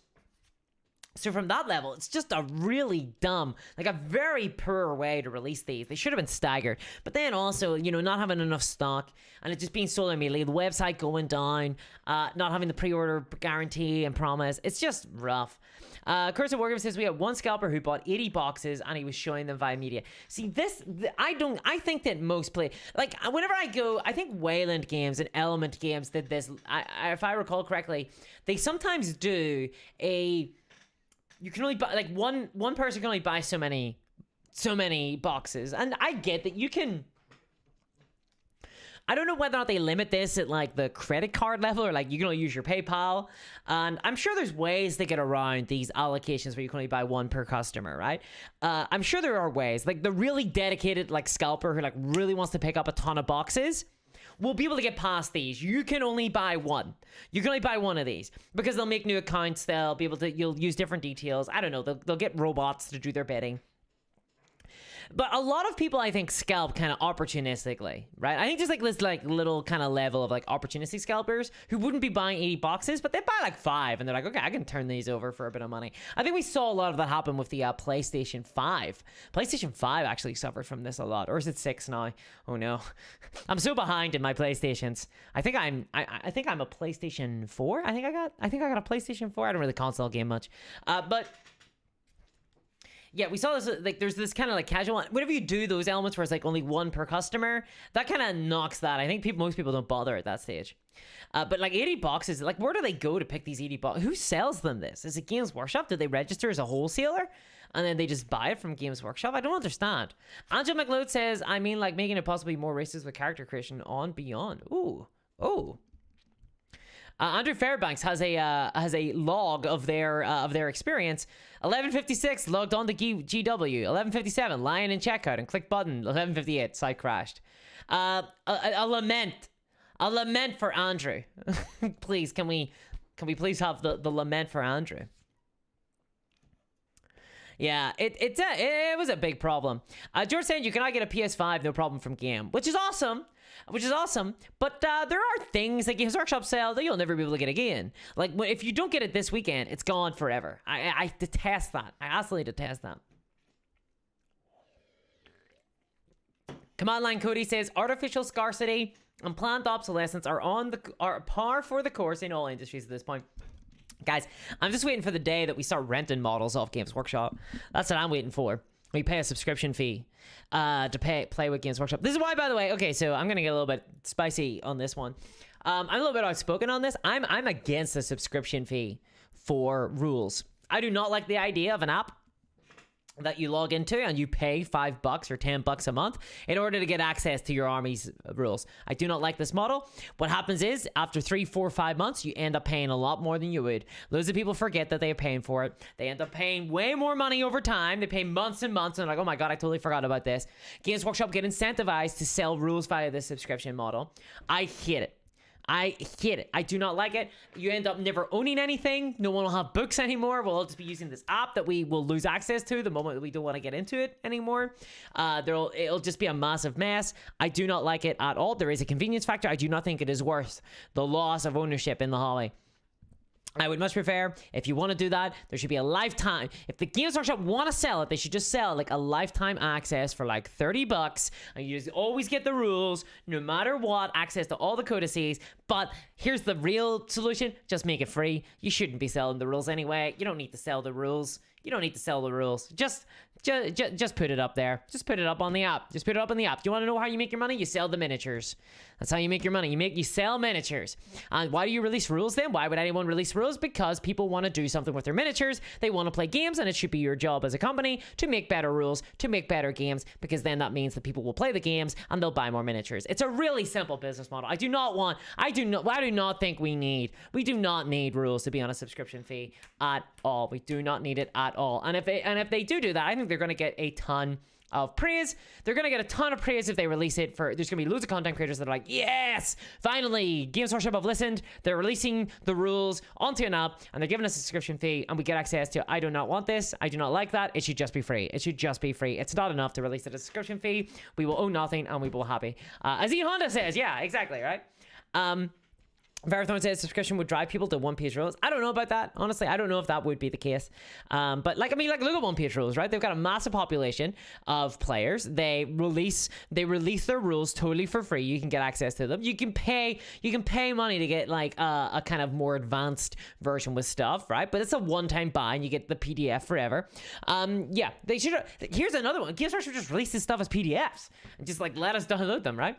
William Ming says LOL Corpo is respecting ownership. Yeah, this is a big problem. I have a printer that's trying to get me to sign up to this subscription fee, the subscription model, in order to print stuff off. And here's the deal, right? This is wild. Okay, this is wild. So you can buy ink cartridges, and they try to sell you this idea of like permanent ink. You'll be able to get all the ink you ever need. All the ink you ever need. And I was like, okay, that's kind of cool. What they do is they register when your ink's getting low and they send you out some new ink. And I was like, that's kind of a neat idea. You just constantly get ink. That's not how it works. What happens is that if you stop paying the money towards the subscription fee. They do that, by the way. They send you out the ink when you're getting low, but they monitor your usage. And the moment you stop paying the subscription fee, they cut off access to the ink. So you can't print anymore. Even if there's ink in your printer, you cannot print anymore, even if you have ink in your printer. They stop you. They override you. They go, no, you can't print. You got to pay the money for the subscription fee. What is going on? What is going on? How did this happen? How did this happen? When did this happen? Oh my God. Sorry. This is like, we need a discourse printer channel is what we need. Yeah. Brian Hall says companies love not selling you stuff. They'd much rather you rent it. They do. Like, there is a reason why I feel like Games Workshop would move on to the subscription fee model for the rules. And it's not because it's better for hobbyists. They will say that. They will say, you know, oh, this is better for hobbyists. It's more convenient. It's more, you've asked for this. You've demanded this. Here we go. We're going to give it to you. You're going to get the rules for in a subscription fee. Probably it's part of Warhammer Plus. It's going to be like a $15 subscription every single month. Extortion. It's extortion. You'll end up paying way more than if you just bought a codex, you know? And like the codex system is bunk. And we're talking about a system that I think would be even worse. There we go. You need to jailbreak your printer. Yeah, Cleo. Need to jailbreak my goddamn printer. Wild. Printers are a huge scam. They seriously overcharge for ink anyway. Yeah, they do. It is it's a really tough one. It's a really tough one. I'm curious about Warhammer Fest. I'm really curious about Warhammer Fest, whether or not they're going to end up revealing something like that, some sort of because I've liked, like, the fact is that they have kind of released, they've kind of announced that a lot of the rules are going to be free. How many of the rules we'll see? I don't like this fact that they're kind of saying, oh, the rules are online and they're for free, but also buy the codex. I'm really worried about that. But Warhammer Fest, I'm gonna be very interrogative about how the rules are gonna look, what they're gonna look like, whether or not. But I'm wondering, are we gonna see an announcement at Warhammer Fest for some sort of subscription fee model? I think that we might. I really do think that we might, because if anything, a lot of these patrons have shown that there is a willingness of hobbyists to pay money monthly for content. I'm worried, though, that what Games Workshop are not realizing is that the content you get from patrons these days, from 3D printer, like STL file patrons, is crazy. Like, it's a wild amount. You get, like, hundreds of models, you know, for like a $5, $10 subscription. Thank you very much for the donation, Marcel Dufour, for the $5 Canadian subscription. Says, Cabin Math Man may have been right. Who is Cabin Math Man? Who is that? Who is Cabin Math Man? I want to know that. Sarah Life says Warhammer Fest should be amazing. Is anyone going to Warhammer Fest? I'm honestly, like, a couple of months ago, I was kind of down on it. I was like, oh man, I could have gone to Salute. You know, I could have gone to UKGE instead for all this money. I kind of broke my bank account a little bit. Like, I kind of spent like a lot of money on this and I'm kind of broke. Why have I done this? Because what's going to happen? But like, now that there's like an announcement of 10th edition, I'm a little bit happier. I assume they're going to let me play with an army that they have, because I'm not bringing my Warhammer army with me to this goddamn convention. There's no way I'm taking like my guardsmen or my Imperial Guard or my Gene Stealer cultists on a plane. There's just no way. I wouldn't be able to. I just would not be able to at all. But I'm hoping everything's good. I'm hoping everything's good. I would play as the People's Printer Kickstarter comrade. The People's Printer Kickstarter, yeah. Let's see. Okay, George says, your Games Workshop will release the rules first and only rule buy all our products. Well, I think we're going to see the data cards go for free. I think we're going to see the core rules go for free. But after that is anyone's guess. I really do think. The thing is, right, you can release the data cards for free online the way that they did with the Age of Sigmar, but it doesn't lead to a playable army at all. You still need to know what all the army rules are. You can't just have the data cards. You need all the army rules.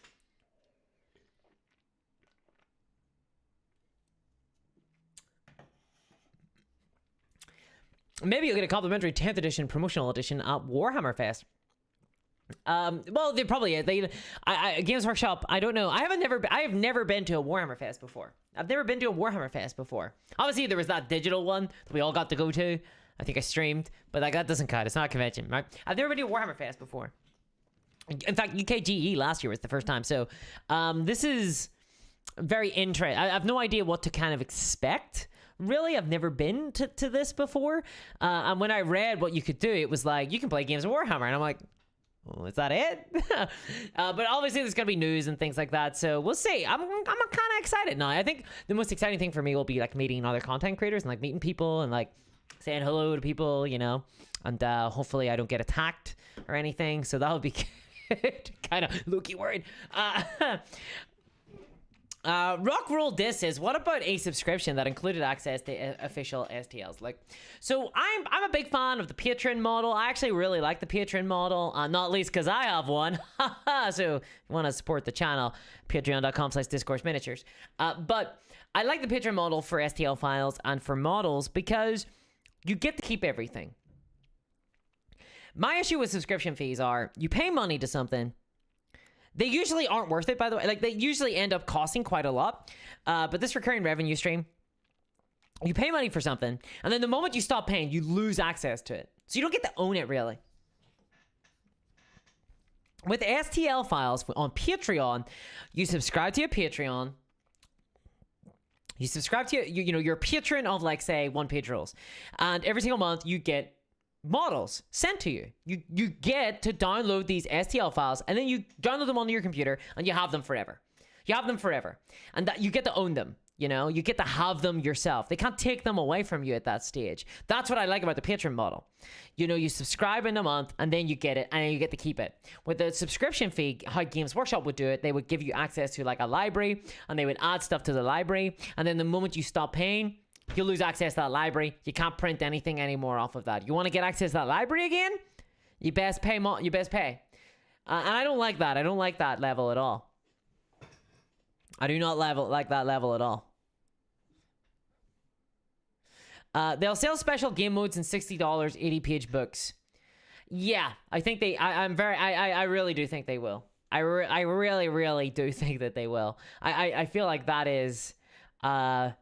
I just feel like that's kind of the Games Workshop model, and I don't know if they can like wing themselves off that, you know? They seem to really struggle with not trying to, like, for some reason, it's kind of weird, you know, sometimes it is a little bit of a surprise to me. I obviously am someone who, I have been engaged in this hobby for a really long time. I have been watching Games Workshop do their dirty business for a while now, for a while. And I'm kind of like, I kind of forget like how weird some of their business models are, you know? Wizards of the Coast are a little bit different, you know? Obviously, Wizards of the Coast are going really hard on D&D Beyond.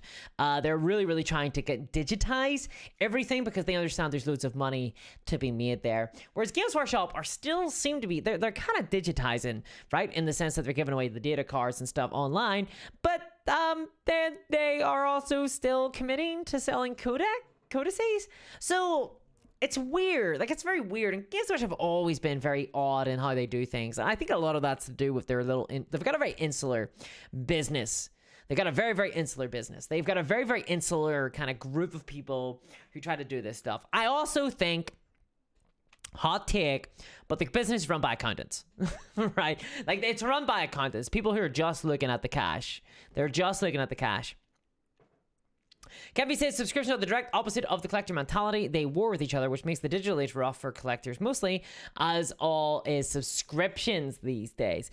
Yeah, I do agree with you, but I think one of the things is that they will, I think their perspective are, we can sell the models, that's the collectible element. We can sell collector's edition books, limited bundles, that's the collectors. And then for the casual audience who do not want to buy into the collector or collect them all kind of vibe, we're going to sell those as a subscription. I think that's the case. Liam says, you managed to get yourself the Lion model? If you didn't, don't worry. You can still pick one up over on eBay for $8 grand. $8 grand. Yeah. A little bit of an exaggeration, but not too many. Not too many. Dustin White says, the new codices come with more rules. The free ones will be bare minimum and flavorless. I don't know if they'll be flavorless, but yeah, this is, I do not, it's kind of funny, right? It's kind of funny. Games Workshop selling these codices sort of raises the specter of a problem that the game has always suffered from, but because they're kind of doing it a little bit differently, it's making me think about it again. It's kind of odd that they sell power in this game, isn't it? Because they do. They do. You know, new stuff is better. And like even Space Marines get new models, have been getting new models. And those new models tend to be a lot better. I bought a Predator for my Space Marine army because I like Predators. And I was told, don't do that. Don't buy a Predator. Do not buy a Predator. Buy one of the Primaris vehicles because Predators suck. Because Predators are an older model. Well, people didn't tell me this, but the reason why is, like, and I know this, is because Predator is an older model and it sells for less, and they want you to buy the new expensive mold, the new expensive model, so buy the new vehicle instead. It's kind of weird that, like, we've just accepted that Games Workshop should be allowed to, like, they should just sell power. It actively harms the game, right? Like, the newer stuff is just better than the older stuff. And this is kind of a bit of a, this is like as time goes on, this becomes more of a problem because more armies start to look like Space Marines. Space Marines have this massive bloated codex filled with models, and there's gonna be new models, there's gonna be new units in 10th edition. And they're probably going to be really strong, and they're going to be sold in the box exclusively. And it's going to be a big problem. Competitive players are going to really want them, and they're going to be really strong. The Flamers are going to, like, kill people on, like, a 2+ or something. Who knows? But eventually, all the armies are going to look like that if Games Workshop were just like, woo! You know, they just go for it. Games Workshop obviously needs new stuff to sell. But I don't know if this is the way to do it. This feels like a really, like, bad way to do it. It's kind of funny. I collect Dark Eldar. And I do feel like Dark Eldar are probably like the best army in the game to collect because you get cool sculpts, you get collectible, posable models, customizable posable models, I meant to say. And they got like a really clean, really nice amount of units. There's not a lot of redundancy. You get your melee guys and the witches. You get your kind of basic infantry and the Kabbalites. You get a Archon. You get a witch leader. You get like some flying dudes. You get some smaller flying dudes. You get a big monster. You get some really hard to kill kind of guys who like move around weirdly. Like, you get some monsters, you know, what more do you want? Right? Like, what more do you want? Like, every single one of the Dark Eldar units have, like, a battlefield rule, and they do that in a certain way, and they all feel thematic to the way that the Dark Eldar should play, which is kind of, like, fragile, but hit hard and hit fast. And the things that aren't fragile and hit hard and hit fast are, like, this weird little sub-faction that are kind of a little bit suboptimal, you know? Sometimes they're really optimal, just really expensive, you can't play them all. And I honestly feel like that, like every army should kind of emulate. Every army should seek to emulate the Dark Eldar, not the Space Marines. The Space Marines have too many things. They have too many things, you know. And people are like, oh, well, this has stuff, and it doesn't bring any flavor to the game. Thank you very much for the super chat, Rock Roll Disc. Thank you. I really appreciate it. Thank you. Says, here's more for the fest. Thanks so much. I do genuinely really appreciate it, guys, because the Warhammer Fest traveling it's very expensive. I think a lot of these anti-consumer practices come from PTSD that GW has after their bad lawsuit against Chapter House. Interesting. I'm actually really curious to hear your opinion on this, because I actually kind of think that it's the opposite. I think that a lot of these, I think it's like a chicken and egg thing. I think that the anti-consumer practices actually came before, right? I think that they kind of came before the kind of Chapter House stuff. I think that in a lot of ways, Chapter House kind of creating models and stuff like that, they were kind of largely in a response to people not getting things that they wanted to be able to buy. Now, admittedly, a lot of that stuff is kind of imaginary. Dark Eldar are so cheap because nobody buys them, says George. I don't get it. Dark Eldar are badass. Dark Eldar are badass. They're so cool. Crypto Kev says, and they wear latex catsuits. Of course, that's always a plus. Varathorn says, new model power creep has been happening a lot less in Age of Sigmar lately, so here's hoping that that transfers to other GW stuff. I hope so. There are two kind of elements to this. One is design. It's a design issue, right? Like, designers have to design the models. They have to, not sculpts, I mean, like, design the, like, actual gameplay role, the gameplay purpose, what this unit is intended to do, what the lifespan of this unit is meant to do. You know, you think about it as a game piece, as, like, an item, as a thing, not just thematically, but also as a game. But also there's the business side that's like, make more models, make more models, make more models. We need money. We need money. Give me money. Give me money. Give me money, right? You also get those guys. And there's like there's kind of a tension between these two things, right? I think the give me money element of things does hurt the game design. I just want a good gameplay rule for this. Right, the Space Marines are kind of an example of like whenever the give me money guy has like taken over. He's like, new Space Marine lieutenant, new captain this week, right? Oh, it's a captain with a pistol, it's a captain with a gun, it's a captain with an axe, it's a captain with a sword. It's like you could have just like made the captain good at something and then give them some options, but no, you had to like do this, right? So there's like a tension between these two, but like that's not to say that the game designers for Warhammer are like perfect, right? Like they're gonna get things wrong as well. Like they might not release like great models. Like every single game will have this kind of problem. Like video games, miniature games, board games, card games. Like they will sometimes release things and they get it wrong. Like they misidentify how strong things are. The problem with Warhammer is that it's endemic, and I don't know how much of it's due to design and due to business model. I think a lot of it's due to business model, but I think there's a lot of design in there as well. There's like definitely a house style with Games Workshop stuff that kind of struggles. I do feel like their design might be getting better. I don't play a lot of Age of Sigmar anymore. I just don't play a lot of it anymore. So I can't comment. I can't comment on the design. I think broadly speaking, people tend to think that the Age of Sigmar game line is better than 40k when it comes to things like balance. I think that's due to the give me money guy kind of being off. And it's kind of like a little angel and a little devil on your shoulder, you know? But the give me money guy is less loud for Age of Sigmar just because there's a little smaller population. I've always said that the worst thing that can happen to an army in Warhammer 40k is for it to get popular.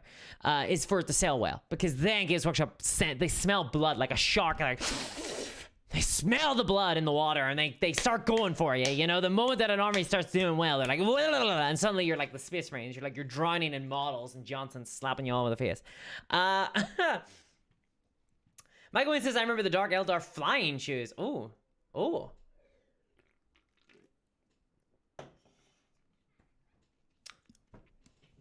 The Duke says, actually, they're the second.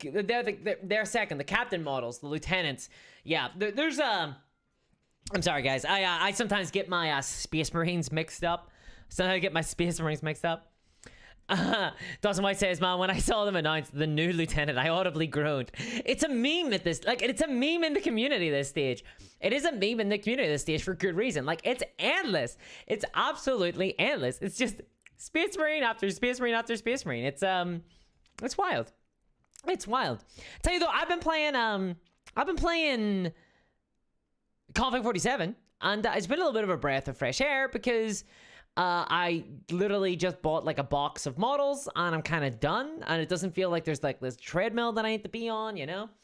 They do a new book every couple of years with some new stuff in it, and it's like, okay, cool. Like this is fine. I've got like an army, and a friend of mine has another army. They collect Soviets, I collect Germans, and we play against each other. It's like, yay.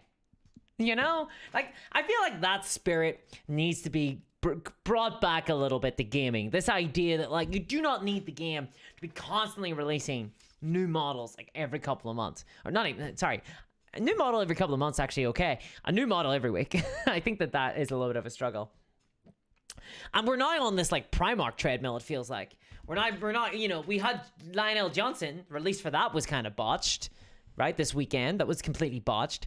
Then we're gonna have who next? Sanguinius? Wolfman Roos, big old Russ, you know, Lehman Russ. Is he going to be coming back?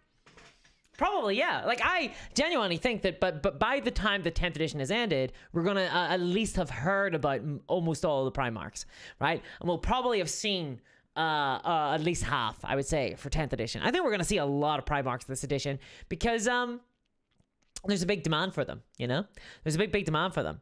And I look, I'm very vocal on this channel. I'm not like the biggest fan of Primarchs. I don't really like them personally, but people do. People like them. There's a lot of demand for Primarchs. People really, really enjoy Primarchs. Fair enough. Games Workshop need to understand that and get a handle on all of this when they release them, or else this will keep happening, or else this weekend will keep happening. People will get Primarchs, they'll be putting them in their basket, and then bam, they won't be able to buy them. It's going to be gone. And that is incredibly frustrating. It's incredibly frustrating. And I'm worried for the future because I don't know if Games Workshop can really get a grip on this. Clones of the Dead Primarch, says Frozen Throg. Yeah, or like warp spirits put in new bodies. Some fella will make some guy we've never heard of before will come out of the lore and be like, I've been making new Primarch bodies. Maybe one of the hidden Primarchs will be that person, you know. Buff on Dub says, did anyone mention the huge hit Deathwing took this week in the balance sheet, combined with how bad the Lion is on tabletop? I'm starting to think GW don't really like Dark Angels. I don't think Games Workshop have like an opinion on Dark Angels. So Games Workshop play favorites, but they don't play favorites because like they only like them. Now there might be like some people on the sculpting team or design team who are like, I love Ultramarines. Let's make Ultramarines like super cool. I think Games Workshop care more about the because the people who are like the head of product, for example, they might have favorites, but I don't think they play favorites. I don't think they necessarily play favorites. Like they don't go ha ha ha. Let's make Lionel Johnson suck. Screw those Dark Angels players. I think what they do is they think, what are people going to spend a lot of money on? What are people going to spend a lot of money on? And they focus on that element. They focus on that element. They want to sell things that'll make loads of money. I think they think that Dark Angels are pretty popular, hence a lot of the Dark Angel stuff. They think that Blood Angels are pretty popular, hence a lot of the Blood Angel stuff. Like they pick the chapters that they think are more popular. But it's always funny to me. I gotta say, it's always funny to me whenever a Space Marine player is like, they hate my chapter. Games Workshop don't release enough content for my chapter, and I'm like sitting over here like a dark my Dark Eldar, being like, I haven't seen a new release in like 10 years. I'm pretty happy though. Thank God. You know what I mean? Like, it's always really funny to me. It's like, I am a sub-faction of a single faction that gets new units every couple of months. And I like, they hit me. They hit my chapter. Like, they play favorites. And it's like, yeah, they play favorites. They sure do play favorites. Just not with who you think.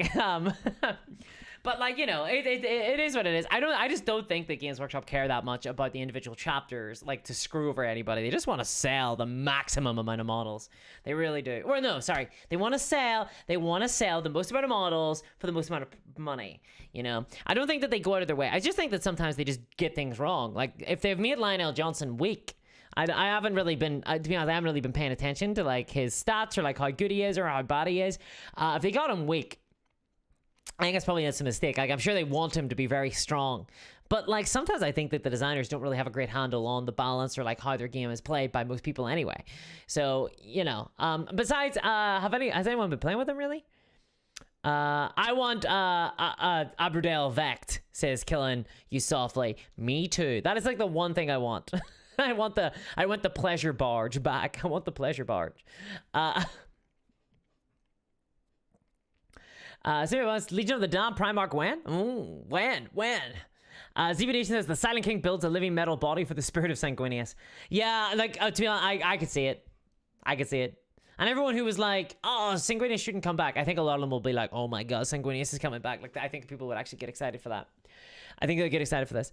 Michael Wayne says, Space Marine Lieutenants are not a new idea. They were there originally and vanished in 2nd edition. Really, it's the character level that was most appropriate for normal 40k games. I mean, I agree. Like, I do agree with you there. Like, I don't like the idea of, like, selling, like, oh, God, what would you call it? Like, non-customizable, not outfits, like loadouts. Yes, loadouts.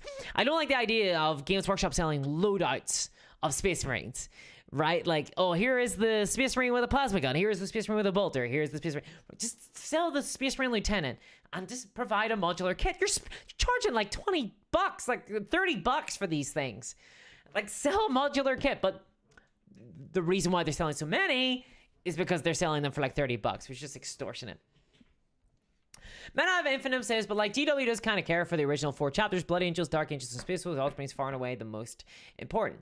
They do, but I think that there's an element of that where that's where most of the players are too. You know what I mean? Like, I feel like if most of the players all move to like Iron Hands or like Raven Guard, I feel like Raven Guard would get a lot more support. A lot of this is kind of like a regurgitating cycle, right? And it's kind of like it doesn't just work for chapters, it works for armies in 40k.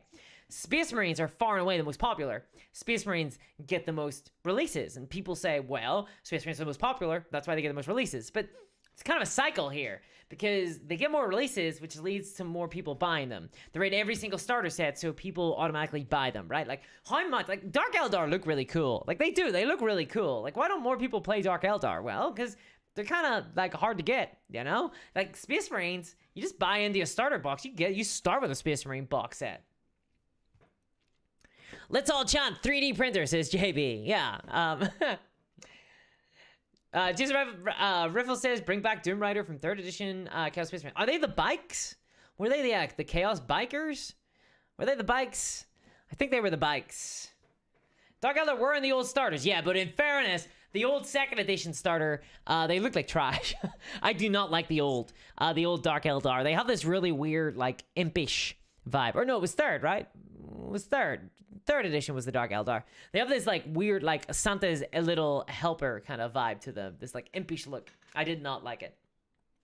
It's always a pity to me that Dawn of War, Soulstorm came with those old versions of the Dark Eldar. Because the Dark Eldar, like, I never played Dark Eldar until 2010, which was when the new re-release happened. And I bought into Dark Eldar at that stage.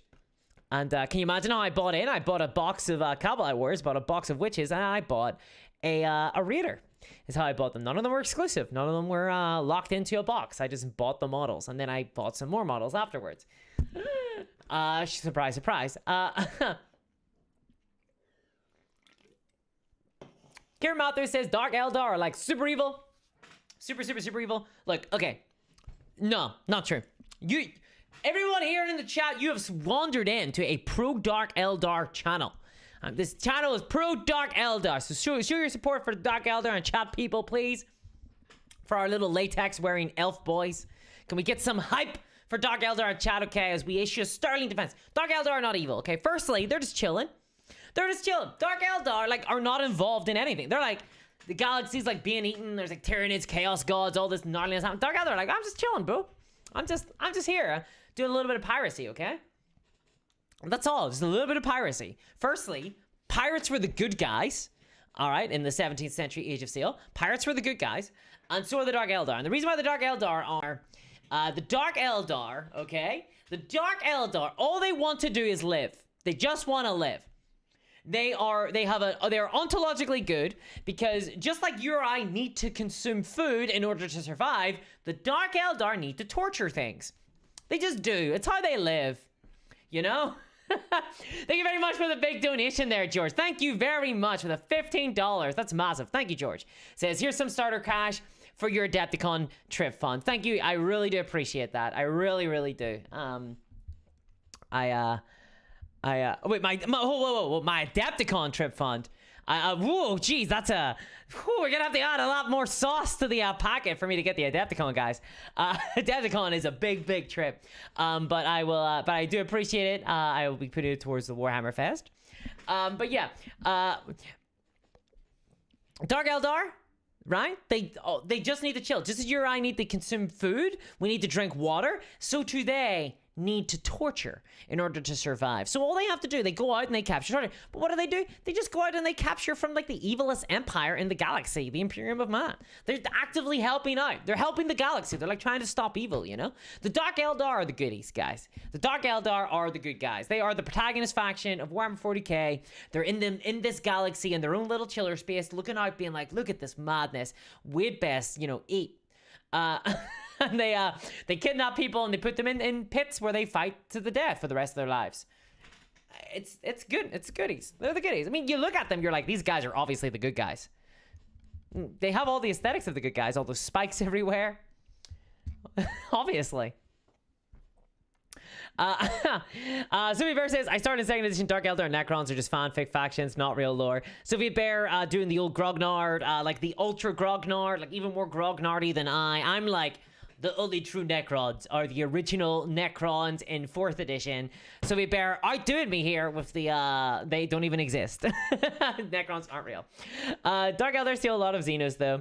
Oh, that's true. You know, but you know, sometimes you just gotta eat. It's like picking berries, you know what I mean? Like, you gotta go out there, you go foraging for food. That's what they do. They don't even kill a lot of people in battle, right? They're so merciful, they capture them in big nets. Capture them in big nets. Olaf Vettel says, nah, man, Tyranids are the protagonists. No, I don't think so, because Tyranids, they're too, like, hungry for it, you know? I feel like, I feel like the Dark Eldar are definitely the goodies. And I feel like Games Workshop have hinted at this for a really long time. For sure. That's why they don't get very many releases. Games Workshop are like, perfect. Nothing to improve on. Done. And they release a lot of the Dark Eldar stuff in resin and fine cast material because it's the test of resolve of the protagonists. You know, it's the test of resolve. Yeah. Joe says the Dark Eldar in real life would be if you knocked on their door, where they would invite you to an adult party and you would never leave. Sort of, yeah, but they would throw manacles on you and put a big net, drape you in a big net and then drag you inside. It's not like it's not that you would never leave because you're having too much fun necessarily. Like, here's the thing about Dark Eldar though. You gotta remember it this way. To Dark Eldar, humans are like a lower life form. You know what I mean? We're like, it's the way we eat cows or we harvest wheat. You know what I mean? Dark Eldar see humans like wheat. So you're not gonna like cry over like some wheat getting ground up and put in a big granary. So too, Dark Eldar don't cry whenever humans are ground up and put in a big granary. You know? Just saying.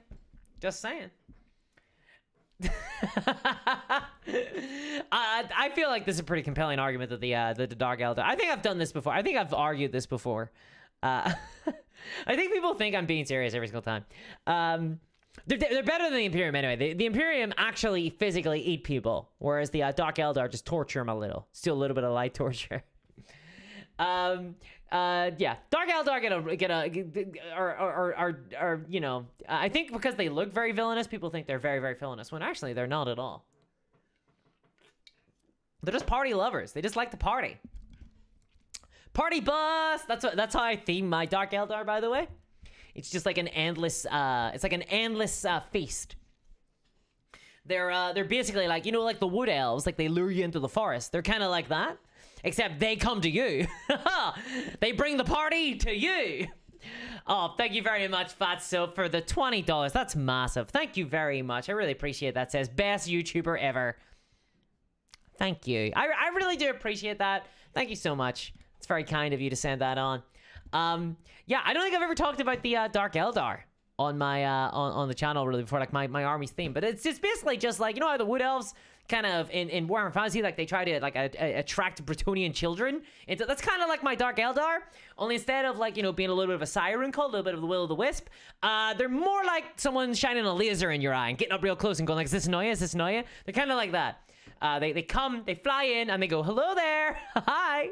But thank you very much for that, Fat. I really appreciate that. Red, thank you very much. I really appreciate this. No, $20 donation. Thank you so much. Thank you so much. Says Lilia Hesperax is probably my favorite. You said chapter. I don't know whether you're doing like this big bit about Space Marine chapters or character, I'm guessing you meant to say. Here's some dosh for your trip. Thank you very much. I really do appreciate that. And Lilith is actually really cool. She is really cool. I actually don't own her. I don't own her. I was going to pick her up, but I just ended up never picking her up. But I really love the witch aesthetic. I really dig it. I think they look really cool. I really like them the way they've got like a various different weapons, and they're all using like, you know, some of them got chains and they're like masked, and I just think they look really, really awesome. And Lilith has got a really neat pose. She really does have a very neat pose, and it's kind of like, do you know the Archon model, Red? The Archon that's like on a rock that you get from the Combat Patrol? It's like the worst model ever. It's like night and day between like Lilith and the Archon model. Seriously, guys, like if you guys have never seen the Archon model that comes in the Combat Patrol for Dark Eldar, it is absolutely horrendous. Absolutely horrendous. Meta ad infinitum says Discord's army turns up in a windowless van. That's basically it. Yeah. All right, Bretonnians, get in. That's kind of it. It's kind of like we turn up in a windowless van, but we don't like invite you in for candy. We just throw a big net on you and just kind of drag you in at that stage, you know? A couple of guys come out and just grab you and throw you in the back of the van. Door closes and they drive off. That's basically the vibe of my Dark Eldar. It's a fun vibe. It's a fun vibe, you know? It's sometimes it's fun. That's kind of one of the things I like about the Dark Eldar. They don't care about territory. They're like not here for territory. They're not here to like occupy or own anything. They don't care about that. They just want to eat. Bring back Beast Guard. Yeah. Kevin B says, we all know Nurglings are the true goodies. No, I am the vanguard against Nurgle. I am the vanguard. I have witnessed Nurgle go from like this kind of obscure sort of like Chaos God that people never really talked about very much. They're like, yeah. I've watched Nurgle go from there to like, no, like probably arguably like the main Chaos God. Nurgle is arguably like the main Chaos God. For sure. Like he's in like every single video game these days. Any game with like Chaos, Nurgle shows up. Much to my commiseration. So I'm a vanguard against Nurgle. I say no. I like Zinch. I'm not gonna say I like Slaanesh because y'all will get very spooky in the super chats if I say I'm a big fan of Slaanesh. I like Zinch. I think Zinch doesn't get enough because it doesn't get enough love personally. I think Zinch doesn't get like enough of a look in. I actually really like Zinch. I mean, I do like Slaanesh. Who doesn't like Slaanesh, you know? But I mean, I'm a Dark Eldar player. Let's see. New Dog Prime says they do have the Green Goblin glider. I mean, right? You can't. Is there any? I'm actually. I don't own a lot of them. I'm trying to remember. Are there any guys with bombs? Because you could paint those orange to like the goblin bombs. that'd be so lame. It'd be so good. I'd love it. Simon says, I have 2 Lilith Hesperexes from 2 Faith and Pain, or how that FOMO box was called. Yes, I thought that was like that FOMO box was actually tough for me. Pain and Pleasure or something. Faith and Pain. Yeah, so for those who don't know, there was a box set that got released. It was a FOMO box that got released that was Sisters of Battle, the first army I ever collected in Warhammer, and Dark Eldar, like my army. And I saw this box and I had to resist it at the time. I couldn't afford to pick it up at the time, and I missed out. And I kind of still like it still plays on me. Like the FOMO I definitely feel the FOMO. I definitely feel the FOMO. Aurelian CB with a £2 donation says, all those Johnson buyers like Slaanesh. Yeah, there's been a lot of talk of Johnson today, guys. A lot of talk of Johnson today. I hope you appreciated all the talk of Johnson, because I appreciated an opportunity to talk about Johnson, for sure. I mean, I'm always looking for an opportunity to talk about Johnson on the channel. Love to talk about it. I did do 2 thumbnails for this. The first one had Johnson on it, but I figured that YouTube might not like it, so I had to make a different one. You bought 2 of those boxes. Shame says Red.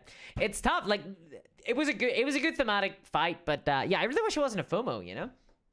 I actually feel like they should do more starter sets for Warhammer. Like they should do more starter sets with not just Space Marines. They should do some starter sets that are like, I think that a Sisters of Battle versus Dark Eldar starter set would actually be a really cool one. I actually think that those are like a very nice link up. That's not just because I really like Sisters of Battle and Dark Eldar though.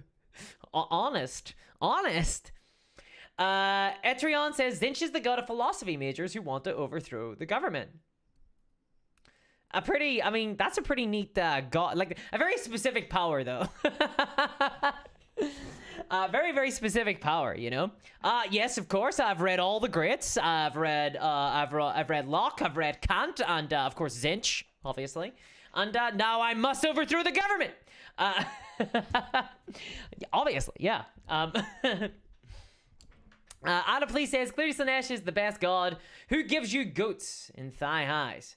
This is something I think about every night when I go to bed, you know? You know why some people count sheep? I count goats and thigh highs. That's how I roll. A Dark Eldar player again. Sinner Alive says Mono Slaanesh is my main army. Very nice. Yeah, it's kind of funny. I talk about this a lot, but I actually don't collect any Slaanesh. Thinking about it, I don't collect any. No, that's a lie. I have my Beastman army. See, this is the thing. I have a Beastman army, but they are not themed to Slaanesh. I have a contingent of slaves to Slaanesh. No, it's not slave. What are they called? The Slaanesh Pleasure Prison Palace of the Bethusian Demon Whores, you know? Like those guys. I have like a contingent of Slaanesh guys who in my little headcanon they work alongside with the Beastmen. But like in a sort of antagonistic kind of like, we're going to direct you and off you go. But my Beastmen aren't Slaanesh. So I do have a little bit of a force for Slaanesh, but I don't like collect like a ton of them. Drew says they have Chaos versus Eldar. Do they? Is there I thought it's Space Marines versus Necrons for 9th edition. Admech versus Necrons, says George. Admech versus Necrons would be a really fitting one. I think Admech versus Necrons. What starter set boxes do we think would be really nice matchups? Because I don't mind there being like 2 different armies in starter sets. I do feel like it does help out. I kind of wish there were like more starter sets that were like just one army, the way that like Mantic games, for example, do that, or Simon do it with a Song of Ice and Fire. They sell these box sets that are just like a starter army, like an army for you. Bolt Action do it as well. They do like these boxes where they're just like an army, you know? And I think that's kind of cool. I do like that, but I don't mind like the kind of, you know, like 1 versus 1. You get this thematic fight, this thematic link for sure. You get like I think the Sisters versus Dark Eldar is very obvious.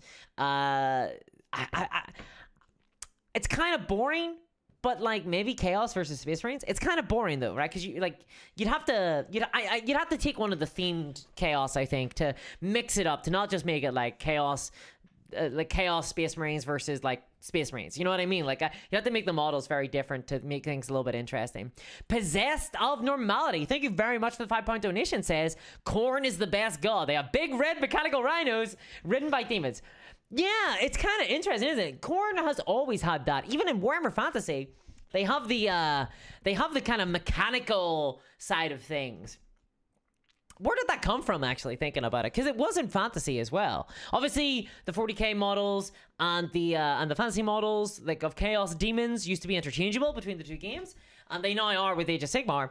But it's really interesting being one of the kind of aesthetics of Khorne has always been this like big red demon machine, which is actually really cool. I think it's a really interesting thing to do with Khorne, because Khorne runs the risk, I think, of being a little bit boring because he's so obvious. Right? Like, Zinch is like, oh, what are we going to do with this? It's kind of weird. Slaanesh is like, oh, well, Slaanesh actually suffered a lot because they couldn't do some certain, you know, like a lot of stuff with that, where Slaanesh kind of leads to. But with Nurgle, obviously, is a very clear, distinct theme as well, but it's kind of an interesting, amorphous theme. With Khorne, his theme is bound up with playstyle. It's like, what does Khorne do? He's angry, he's got a melee weapon, and he runs at you. Like, okay, how do we do an entire army of this? And not be orcs, you know? And I think that the whole mechanical vibe, the whole mechanical aesthetic has always been really cool. Games Workshop have been doing a really bang-up job, I think, with Chaos in the last couple of years. I think that Chaos have actually been one of the armies. They've gotten the most glow up. I used to really not like Chaos. From the very, very beginning, I always thought the Chaos Space Marines were like, they were just kind of Space Marines. It felt very lazy to just take Space Marines and stick a couple of spikes on them and go, whoa, they're the bodies, whoa, you know? It just kind of was like, really? We're just going to do Space Marines again? But I feel like over the last couple of years, they've gotten a massive glow up. Lots of really cool sculpts. By emphasizing the demons, making the demons stand out as different things, I think it's really cool. I think that they should do more stuff like that. I think it's really, really neat. Tau versus Orc. Tau versus Orc is a good matchup. Yeah. Guard versus Ned is a good matchup. Okay, we're starting to pair things off, like, thematically, for sure. Oh, yeah, we're starting to... Lord Novez donated $20. Thank you very much for that donation, Lord Novez. Love your content. Keep it coming. Thank you very much. It is thanks to donators like you, and thanks to people hanging out in the chat that I do. I create this content every single week. Thank you so much, guys. I really do appreciate that.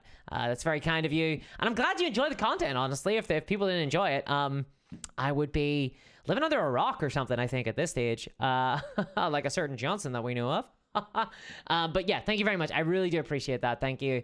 Symbiote Mullet with the £2 donation says, Exodite Dragon Knights versus Rangdan Starna. Who's Rangdan?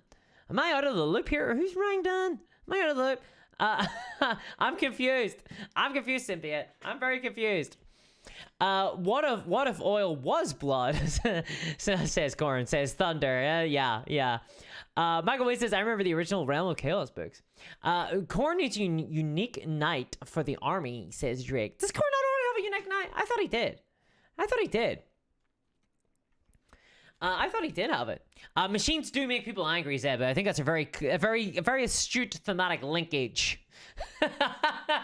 Machine go off. Machine make me mad. Yeah, I think that's a very good thematic, very interesting thematic linkage. You nailed it basically. Oh, here comes Goblin Twink with the best name. Sorry, I love Goblin Twink's name. It's so good.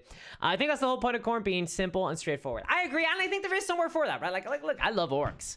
I love me orcs. And orcs are not necessarily very complicated.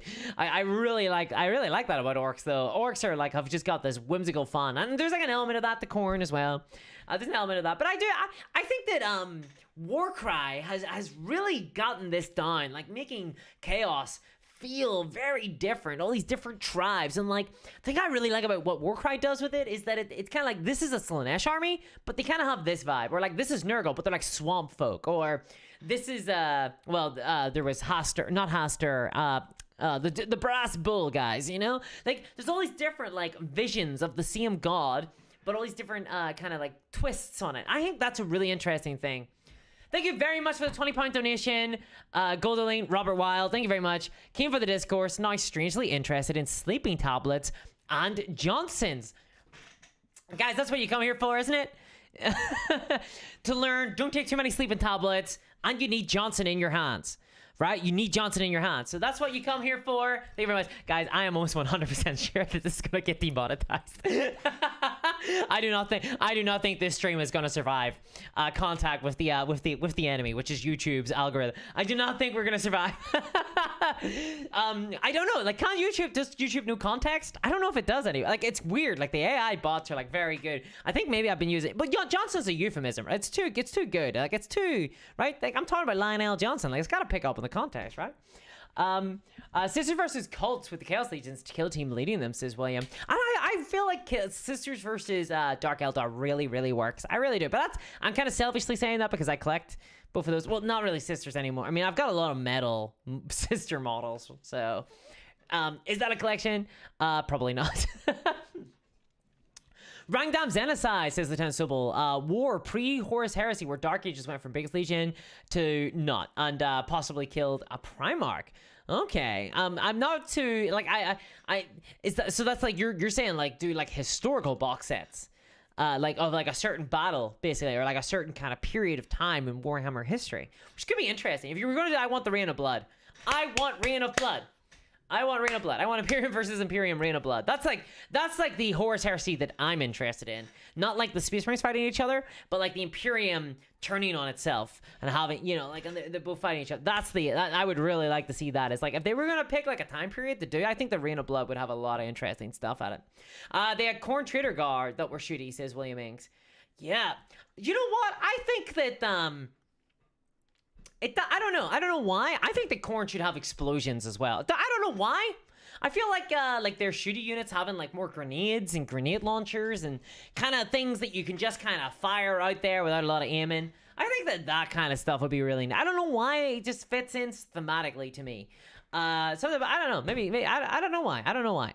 Horns of Hashut should have at least one Chaos Dwarf, says Fatep. I agree. I do feel like there was a big missed opportunity there. I think instead of having the so for those who do not know, the Horns of Hashut are a Warcry gang, right? They're like a war band. And Hashut historically is like this chaos god, but one that the Chaos Dwarves worship, and it's kind of like the god of industry and exploitation and destruction, right?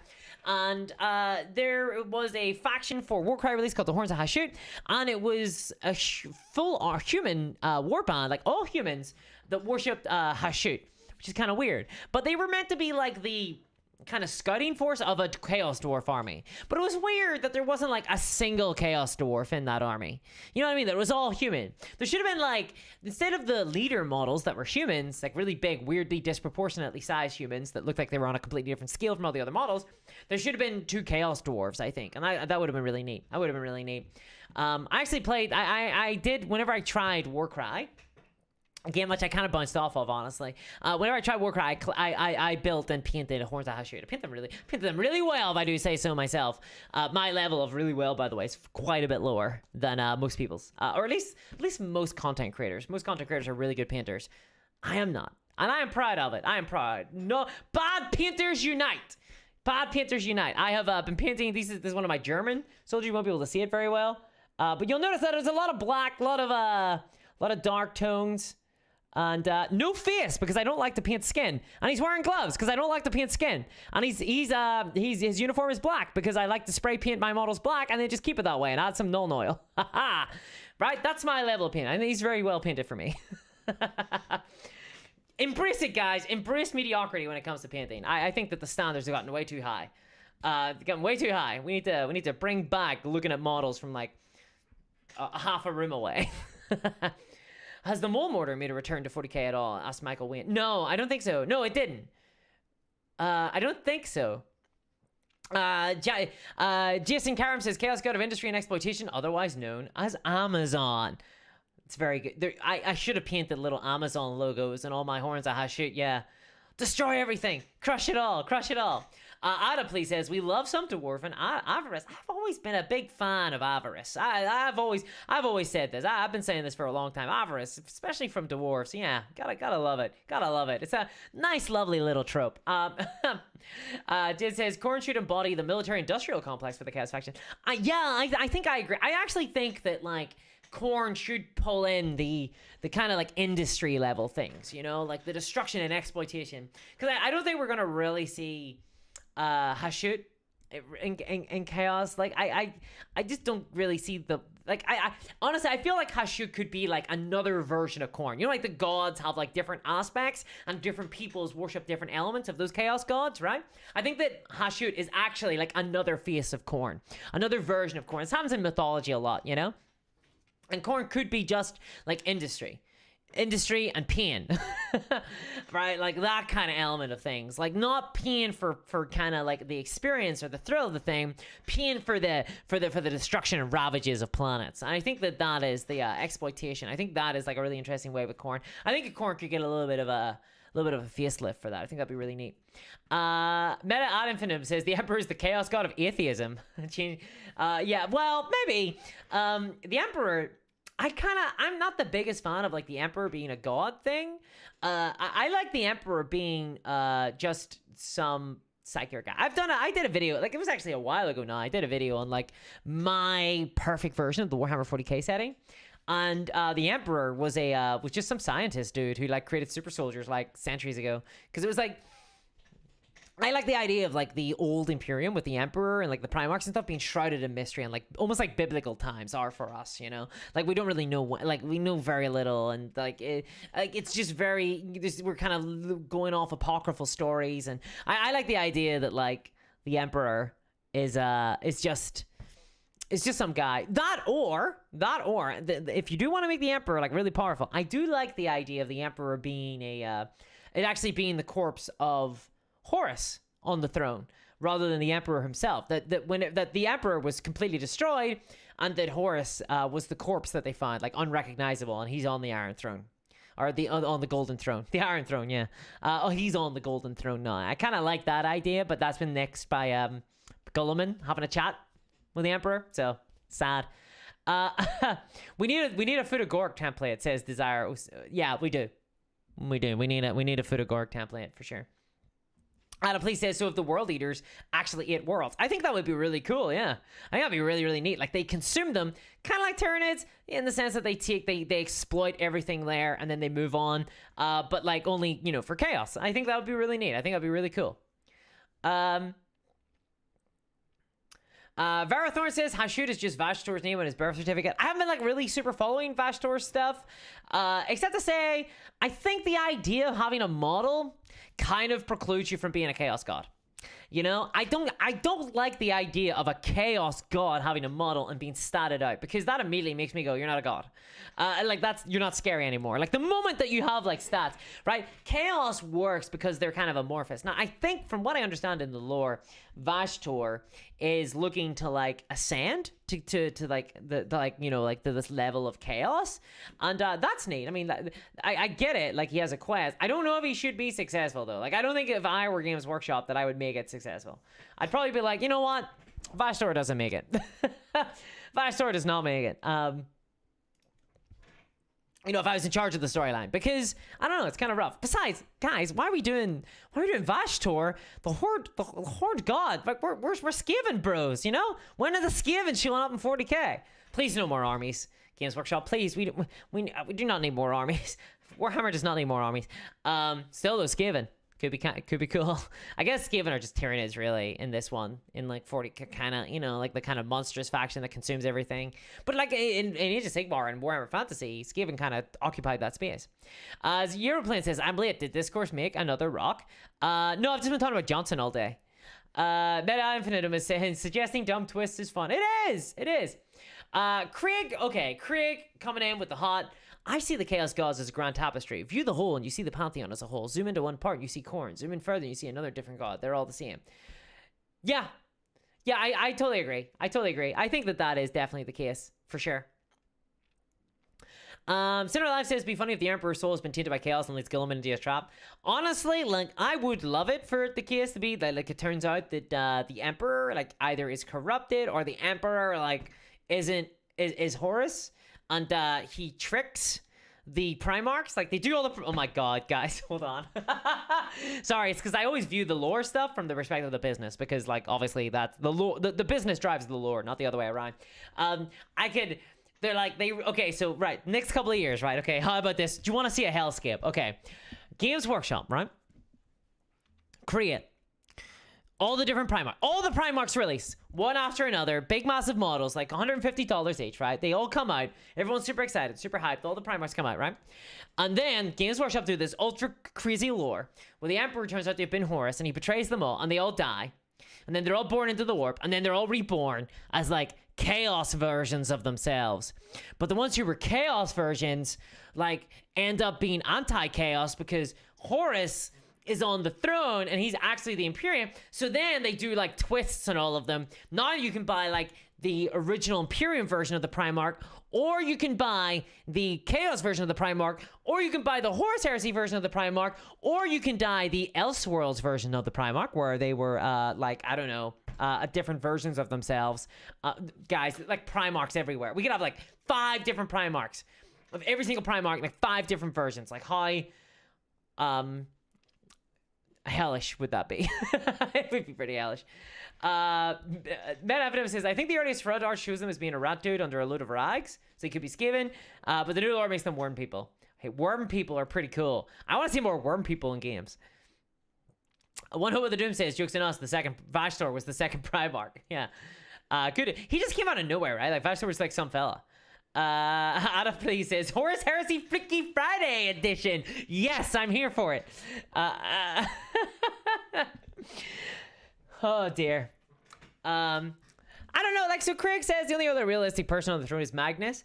Here's the thing about it. I feel like a lot the Games Workshop can go back and forth and stuff. Like, they can like retcon things. They can make anything happen, you know. Ultimately, like, we're kind of like the game, like the lore fits the game, right? If they think that something would be really cool, they'll just do it and they'll just retcon things. It just happens, these types of properties that are kind of designed to sell things rather than like, it's not like we're talking about like a series of books that are designed to just simply be consumed, that's written by somebody that just are to be read and make for an interesting story. These stories are being created so that they can sell new stuff. The way that Batman Forever, for example, they kept on changing the outfit on Batman and Robin throughout the entirety of Batman Forever, so they could sell toy versions of the new Batman, or they could sell like the different Batmobile, like there was a Batmobile, there was a Batplane, there was a Bat helicopter, there was a Bat ice skates, so they could sell like new versions of like different things. Like, that's why they do a lot of this stuff, right? Like Vashtor exists because they want to sell a big massive model for Chaos, right? I think this would be like an interesting way to go with Chaos, and an interesting like storyline. They can introduce all these new characters and sell those models for sure. So like Games Workshop could like ultimately tomorrow turn around and be like, actually there's nobody on the throne. Nobody's on the throne at all. Everyone was confused. They all were all wrong. And here, like, you saw it from their perspective, but actually it's like this, right? They could do that. They just wouldn't. I don't think they would, but they could do something like interesting with the throne. I just don't think they will. My consideration for the future of Warhammer is, are they going to ever actually kill the Emperor? I don't know. Like, are they going to move it to a second version of the Imperium?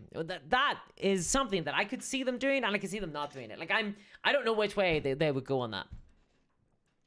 Meta FNM says, Skiv and R in the 40k as auxiliaries of the TIE is the future, and now they're very polite. I would love... TIE needs more auxiliaries. They really do. They need more aliens. They need more Xenos. Sweet Bear says, Primarchs as cat girls. Scalpers rejoice. Oh my god. Yeah. I genuinely think we're going to see a fighting game at some stage with Primarchs in it. For sure. Sean Grimm says, best reset, the Emperor dies natural causes. Now everyone is vying for the Golden Throne. Like an Imperium Civil, what, like Gulliman wants the Golden Throne, and like Leman Russ wants the Golden Throne, and Vashtor wants the, is it kind of like that? Is that what you're saying? The search for the Emperor's corpse arc, says Lee Pard. Yeah, I mean, like, ultimately, at the end of the day, I like the sandbox setting. I just want to make my own models. Like new thing, like different things are interesting. You know, I'm not sure whether or not they are going to ever do a great reset, when they could just keep kind of stringing this along for like years and years. You know, George Atkins says they rewrote the lore of the royal. They rewrote the lore of the loyal Primarchs so that they can come back. Yeah, exactly, right. Like, I mean, look, whenever I was gonna say when I was born, whenever Old Discourse was born into the hobby. Whenever I was only playing Warhammer, I was around, I think, before the Horse Heresy books existed. So like whenever I first started in the hobby, I was just like, Primarchs, okay. And I had friends who read who started reading the Horse Heresy series. I thought they might have been around, but like they were on like there were like one or two of them, and they weren't like a big deal. Honestly, most people were just speculating about stuff. And I kind of miss that level of speculation. I'm not like the big, like, I kind of miss like the speculating about very amorphous things and no one was right and no one was wrong, you know? I kind of missed that a little bit, where it was like there wasn't answers. You were kind of left to like draw your own conclusions. And I kind of dug that. There's things that get like cut off these days. Like, for example, Gulliman speaking with the Emperor has just like shattered like a bunch of like people's like fan theories. You know, like I don't like that. Like I don't like the fact that the Gulliman spoke with the Emperor in 40k. Like, I kind of hate it, in fact. I really don't like it at all. I also liked it whenever the Imperium was, like, run by a bunch of, like, a council. Like, a constantly shifting, like, hierarchy of, like, different politicians all vying, trying to kill each other and assassinate one another. I thought that was more reflective of the Imperium and the politics of the Imperium, and the fact that, like, no one was safe in the Imperium. It was just a hellish system from top to bottom. I don't like there being, like, a single, like, strong man, like tyrant at the top with, like, you know, Gilliman. Jason says, if the Emperor dies and reincarnates, there should be a second heresy war, where some chapters follow the reincarnated Emperor, and others follow the warp-based entity based on Imperial belief and dogma. I think it should be the other way around. I think the Emperor, if you want to kill the Emperor, right, if you do want to do that, if you do want to kill the Emperor, I think you have the Emperor die and nothing happens. I think the Emperor dies and that's it. He's just dead now, and everyone's like, oh. Leave it as a question for belief. And do a Imperial Civil War. Like, I think do an Imperial Civil War. But you know what I would do? Okay, right. Oh, here's a hot take, right? I was originally going to say that what you should do is have Gulliman lead one half, and then have, like, you know, like the kind of evil Imperium, in quotation, because they're both evil, but like having, you know, like the kind of openly dogmatic version of the Imperium be led by another person, and then have them go to war. Here's what I would do. I would have some rando appear and be like, I'm the reborn emperor. I'm the reborn emperor. I would just have some person. In fact, I would have more than one person. I'd have loads of people all claiming to be the emperor reborn. Have tons that call it like the pretenders. And they're all claiming to be the emperor reborn. And maybe some of them are like really powerful psychers. And just have loads of different people claiming to be the emperor reborn. There you go. I think that'd be really cool. Like, fragment the Imperium like that. I think that would be kind of cool. If all these different like people claiming to be the emperor, I think that'd be kind of neat. That'd be kind of cool. And I can actually see that happening, because they'd be able to sell a ton of models off of that. For sure. I think it'd be like an interesting place to take the lore. I'm not sure whether or not it'd be great for the game, but I think it'd be interesting for the lore. If the Emperor dies, Terra gets consumed by a warp tear Magnus caused, says Rock. Okay, well, I don't... I'm not that in-depth into it. I play a lot of games. Chaos Custodes. Chaos Custodes. I don't know. Like, I think one Custodes is too many. Olaf Metal says, you Primarch fighting game truly inspired. I'll mean Jagatel Khan as pure Rustdown. Yeah, like that, or like a MOBA. I guess if we were still in the age of MOBA, I actually think we'd see like a 40k MOBA at this stage. If MOBAs were still a thing. I think video games have always struggled with 40k because there's no like one versus the other. You know, like a MOBA, for example, requires like dark versus light, and you don't really get that in 40k. The best you get is like order versus disorder. You know, it's like orcs and chaos versus Eldar and Space Marines, but it doesn't really make sense. You know, that doesn't really make sense at all. But you know, they kind of have to do that in video games. I think games are like Warhammer kind of suffers for that online, like in video games. Escap Hay says Chaos finally get back to Earth to kill the Emperor, only to find out he is already unplugged and no one noticed. Yeah, whoops. Chaos load of order. Theory says, hey Discourse, I just finished a 40-day fast with no screens. I miss the channel so much. Guys, can I thank you so much, Theory. And you know what? It really warms my heart when people say they enjoy the content. Thank you so much. I really do appreciate this. I like sometimes it feels like you guys are so lovely. Like I do sometimes. It's hard to like judge whether or not people are enjoying the content, like whether people like it. It's so surreal to me that like the content that I put out, that people are enjoying it. You know what I mean? Like it's just like I worry a lot about the content. I'm like I don't think it's good enough. I need to like get better at a lot of stuff. You know, just the other day I accidentally forgot to put a picture inside a video. But like I want to just say that I really do appreciate it. I really do appreciate it. So thank you so much. It means like the world to me. It really does. It really means the world to me, and I feel so privileged. And thank you. Like really, thank you. I really appreciate that. However, I gotta say, a 40-day fast with no screens is insane. Congratulations on that. I don't think I could do that. Definitely suffering from like some low level like phone addiction for sure.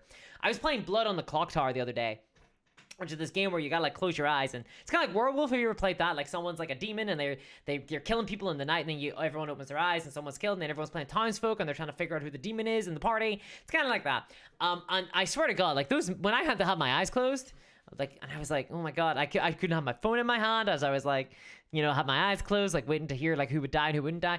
It was tough. It was really tough. Ada, please. Emperor gender swap. One of the sisters is the Emperor now. Why the hell not? The Emperor's nannies, or Liam says, killing you softly. That is one way to think of the custodians for sure. Emperor's nannies. Yeah, I mean, I don't mind them as a concept, but I don't like them being an army necessarily. I kind of like them because the thing I like about the custodians is that they are a kind of relatively, like, you don't have a lot of models, which is good, especially for like newer hobbyists. I think they're like a pretty easy to paint faction that don't have a lot of models. I think they're a really good like beginner faction because it's easier to get into for sure. So I kind of like them for that reason. I thematically I'm not like the biggest fan of custodians. George says, plot twist, the sisters are actually female Space Marines and their Primarch will return after the Emperor purged her from all records. So this is a little bit of a hot take. I actually think that if Games Workshop ever reveal who the secret Primarchs are, which I don't really want them to do, but if they ever reveal one of the secret Primarchs, I think it will be a female. I think it will be a girl. I think that they will take that opportunity to create female Space Marine models. I think they will. I think that makes a lot of sense. It'll make them lots of money. And they will be able to sell tons of models. I just think it like just makes sense. I think that Games Workshop will 100% do that. If they ever go to the stage where they start releasing the kind of like the two, for those who don't know, there's two Primarchs that no one knows anything about. They've like been expunged from all records and you're not allowed to talk about them. And like no one knows why. And they're kind of there because it means that you can create a chapter of anything you want and say, well, my chapter's lineage goes back to one of the secret Primarchs, so we don't know why they're like this. It might be related to that secret Primarch. So like, I mean, right now I feel like you could do female Space Marines, right? Like, and just be like, secret Primarch. And I think the Games Workshop will probably do that at some stage, to be honest. I think they will.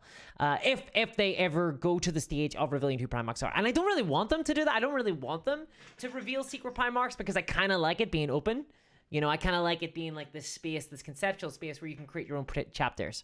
But, yeah.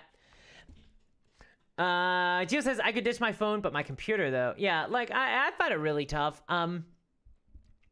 Even, like, so whenever you say, like, you got no screens, like, did that include, like, even whenever you're, like, hobbying, like, not watching a movie or something? Like, I would struggle. I would struggle. John Colvin says, I'm the Emperor, worship me. For sure. Craig Bidoff says Alan Bly's favorite Emperor theory was that he was just a Dark Age weapon, and he just lies a lot about his history. If that is true, then we could get as many Emperors as the story needs. I actually really like that idea, that the Emperor was just like some tool, you know, and and again, we kind of forgot about it, and now he lies a lot. I think that's actually a really cool idea. I actually really like that. I dig it. I dig it. I really do dig that. Okay. Craig says, then they find a vault with 1,000 more Emperor weapons. Yeah. Yeah.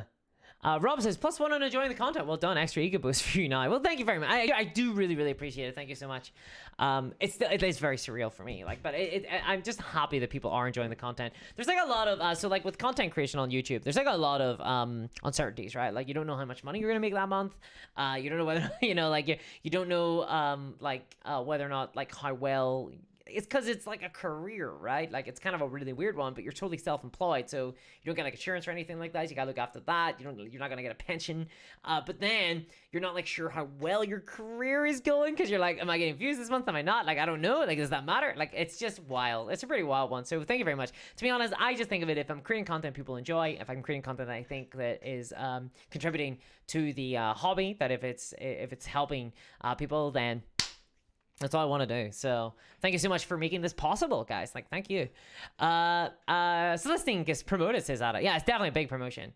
The lion has to find the key. Cypher has the key to all the mega death machine, says Luke McDonaldson.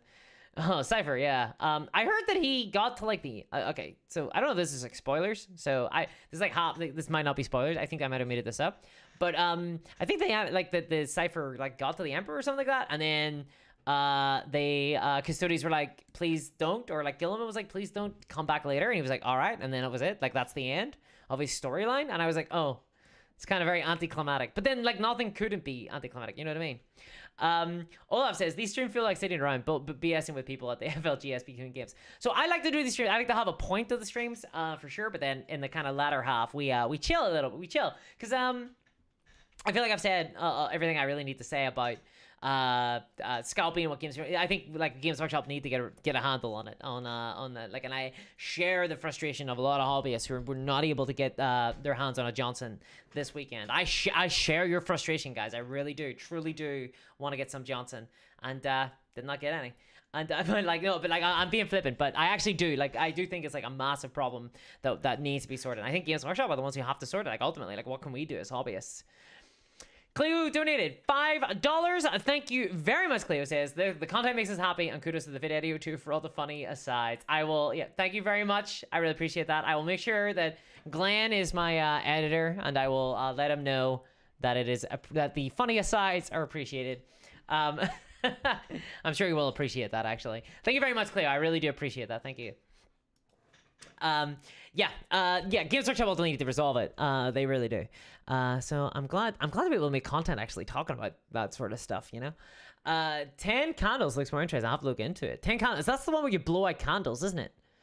Where you blow out candles to see how it goes. Seven says, when GW creates or validates female Space Marines instead of female custodians, the lore will be worth nothing after all, but most likely that point in time will be long after I've left the game, says Scython. I don't know if that's the case. Like, the female, like, the... I don't really want to get drawn into this, but like the Primarchs, like they can't be anything. Like Games Workshop changed the lore all the time, I think. So I could see them doing it again. Like they change the lore all the time. I 100% could see them doing it again. I don't think that they would like balk from doing so. El Rondorio says Father Emperor had many sons. Many sons had Father Emperor. Yeah, you know, but like. Here's the thing, right? I feel like they've definitely changed things from like the books before, right? Like even the Horus Heresy books have been like retconned. You know what I mean? Like I could see them doing it. Ultimately, I look at it this way: if Games Workshop think that something will sell, they will do it. Like the reason why, you know, like if Games Workshop think that female Space Marines will sell, I think they'll do it because the lore serves the game. This is their perspective. I get people have a very big attachment to the lore, but for Games Workshop, the lore serves the game, not the other way around. So I think they will do that. Theory says rules were work only, no entertainment.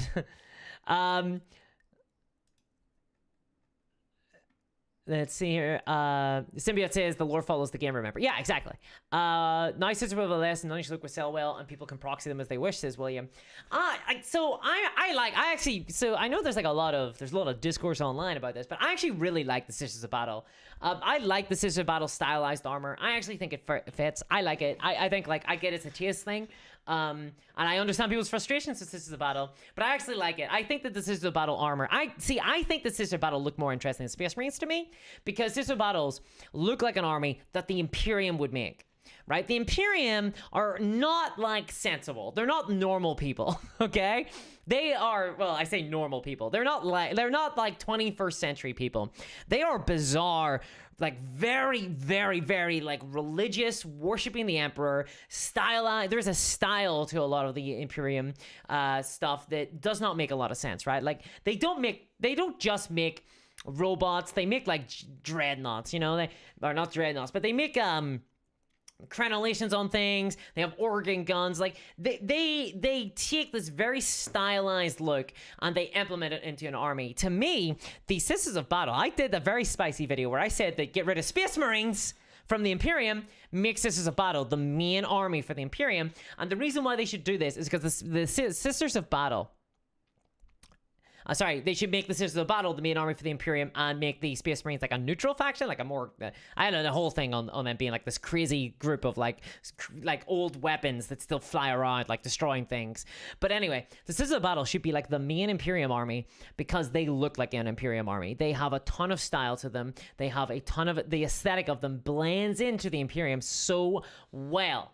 Whenever you look at the Sisters of Battle, you're like, that's an Imperium army. They couldn't be anything else. Space Marines look a lot less like that. Now, there are Space Marine units that do like this is why I collect Black Templar, right? Like, I think the Black Templar are the most Space Marines, are like the most Imperium Space Marines. And I feel like Sisters of Battle would be the same way as well. I actually really like the Sisters of Battle because of that fact. The fact that they look like they look wild. Like, it doesn't make, like, it's not practical. It's just not practical at all. But I like that. I like the fact that it's not practical at all. But that's my vibe. I like the goth look. You know, I'm a little bit of a. I like the vibe of it. You know, I appreciate that some people don't though. Yeah, Craig says Sisters of Battle are the most Imperial faction of Imperial factions. They're great. Yeah, they the most heavily imbue the kind of vibe, aesthetic, and attitude of the Imperium to me. Absolutely religious. Like zealots, fanatical. Like they have a robot where they strap you to the front of it with no armor because you have to feel the pain because you've got to die, right? Because this is a punishment. Like their weapons of war are punishments for people. Like I think that is so, like, it's not practical. They're not a practical force. You know, and I think that totally makes sense. I think that this could be because, like, I was quite young when I first got into Warhammer, and the first army I was attracted to was Sisters of Battle. So I kind of got in. I've been propagandized. I've been indoctrinated from a young age. But like, I really dig the Sisters of Battle. I really do. I'll always defend them. I think that they look great. I think they're awesome. I think they're really awesome. Yeah, nuns with guns, says look, nuns with guns, right? Like, what other game would you get Sisters of Battle? Like, what other game would you get Sisters of Battle? It's so Warhammer. I like it when games like have a vision and they implement that vision. I really do, and I really like the Sisters of Battle. I think they're really neat. Look, guys, I think we're edging to the end here, because I have to eat dinner and it's like 5:30. So Discourse is getting hungry. So if you guys have any questions, ask them now or forever hold your peace, because I'll be logging off soon. I've actually got a video gotta work on a video. So gonna be a busy evening for me. Let's see here. Sisters versus Drukhari all day, says Killing You Softly. Yeah, give me a starter box of Sisters versus Drukhari. Guard versus Nids, Orcs versus Tie, and I gotta say it's gotta be Space Marines versus like Nurgle, maybe like Theme the Chaos Force, you know, and Eldar versus, who are Eldar up against? A different Chaos army, right? Maybe Chaos gets into. Who else is there? Oh yeah, Votan I guess exists. Eldar versus Votan. I don't know. It doesn't really. Who do the Votan go up against? Admech versus Necrons, of course. Who are the Eldari up against? Russell Higgins says Discourse needs food badly. Frozen Throg says Infinity has a nuns with guns subfaction. I actually did see those models. Those models look really nice. Yeah, for those who are interested in nuns with guns aesthetic, Infinity did get a subfaction recently. There are a bunch of nuns with like actual, like I think they are actually like Catholic. Like I don't think this is like this isn't like, oh, they worship the Imperium. They use lots of the aesthetic of the Catholic Church. I think they might actually be the Catholic Church in Infinity, because Infinity is like a kind of hard sci-fi sort of future setting of like Earth. Necrons, yes, it's gotta be Admech versus Necrons. Do you think Eldar versus Necrons? Okay, I could see Eldar versus Necrons. I could see it. Okay. Demons of Slanesh, yeah. Demons need to be in a box, actually. That's true, not just Chaos Space Marines. So you could do Eldar versus Demons. That could be pretty good. That could be kind of neat. Gene Stealer Cultists. Yeah, where are my Gene Stealer? Who are my Gene Stealers going up against, actually? What starter box would Gene Stealer Cultists go up against? I guess Votan? I don't feel good about that. I don't feel good about that. What other factions are? Who am I missing? Who am I missing? Who the Gene Stealer Cultists up against? Double Eldar says out of place. No, you can't do double Eldar. You can't. They need all the new. No, you can't. I'm not doing no double Eldar. Yeah, I like Demons versus Eldar personally. Yeah, Rob says Eldar versus Necrons is fluffy, but Admech versus Necrons has more story potential. Yeah, I think so. Yeah, I think Admech versus Necrons just fits. It just slots in for me. They're like fighting over a tomb world or something, you know? Oh, Gene Stealers versus Custodes. Oh, of course. Sorry, I forgot about the Custodes, guys. But that's not a fair fight because the Gene Stealers win every single time, right? Like, there's no chance in hell for the Custodes to beat the Gene Stealer Cultists, because the Custodes will be like, there's Gene Stealer Cultists in the sector. Let's go sort it out, and then like the three of them will walk over there. And then they'll just like stand around being like, is he any Gene Stealer Cultists around? Nope. And then they'll hear an explosion and the Imperial Palace will blow up and they'll go, damn. Fuck. Should have. Oh, God, I wish there was more than 5 of us. It's really hard to be a counterinsurgency whenever like there's 5 of you and the insurgents are like thousands. Tens of thousands. Yeah, I think Gene Stealer Cultists versus Custodes is a good one, yeah. Who the Votan up against then? Votan up against, because yeah, I mean the Votan are an army now, you know. Craig says the moment any of the elite forces turn up, Gene Stealer Cultists fall over dead. That's why the Gene Stealer Cultists just disappear. They don't melt. Why fight them? You know. That's what I love about the Gene Stealer Cultists. They're like an asymmetric force who are like an insurgency group. Like they just melt away into the environment whenever the Custodes show up. They're like, let's just not fight. Let's just not fight. We're gonna lose. Let's just not fight. Oh yeah, Grey Knights. But are Grey Knights like different enough? Knights. Yeah, we need Votan versus Knights. There we go. The 2 armies I have no interest in collecting. Put those 2 guys against each other. Awesome. Knights versus Votan. This doesn't feel very fair. Do Inquisition count? By the way, did we ever find out whether or not Discourse can buy a boarding patrol box at some stage, or if she can like get the funds scraped together? Did we ever find that out? Can Discourse buy the boarding patrol of the Imperial agents in like a month or 2? Will that be available? Will that be possible? Let me know, please, guys. Because people were saying that I won't actually, and I thought I could, so that would be a bummer. Cinder says Imperial Knights versus whoever, because if the train sucks, she won't win. Yeah, Knights are interesting that they're very asymmetric, but like they definitely throw a wrench into the whole game design thing. Do you think Wolves will get Primaris treatment like the Templars after Dark Angels? Yeah. Yeah, I do think so. I think every chapter's gonna get it. I think Blood Angels. I think Sanguinius are gonna get it. No, I don't think I will, Kenneth. I can't get it. Oh, I don't like that. Reboxing Warhammer Fantasy battles included with the old world. Yes, Sean. I should have talked about some of the Warhammer Fantasy news, because there was actually a ton of Warhammer Fantasy. I actually was talking about the Warhammer Fantasy stuff a lot with some friends. So Sorry, I guess I got that out of my system, and I never mentioned it. I actually meant to talk about that on stream. I should have talked about that. Warhammer Fantasy Battles, FYI, they're rebasing. Rebasing will be a thing. They're changing the bases, the sizes. They're going from like 20 millimeters to 25 millimeters, which honestly will be good, I think, because I remember trying to rank up my Warhammer Empire Spearmen. It was a nightmare. So I don't mind it. I just, so long as they also sell movement trays that allow you to put like your older models on it, and it still fills the same space, I actually have no problem with it. I just feel like this is, if you're ever gonna do a rebasing thing, now is a good time when the new version of it comes out. So I actually don't mind that much. And I saw a bunch of Bretonians. It's kind of neat to see them again. I hope a lot of it's plastic. Oryx says, the question is, can I get a Dante? You will be able to get a Dante eventually, I think. You will be able to get a Dante eventually, just not this weekend. I think it's sold out. I think actually you can still get some Dantes in America, but not in the UK. I think it's totally sold out. An Inquisition versus Inquisition could be great. Yeah. I would love to see a Witch Hunters box. Come on, give it to me. Give it to me. Yeah. 3D print, says Richard Pace. You can always 3D print. I will say, though, the Imperial Agents models are really cool. I do like those models. I should know about the Warhammer Fantasy News stream. Goes on for another hour. I can't do it, guys. I can't go on anymore. I gotta go. I got work to do. I gotta like eat.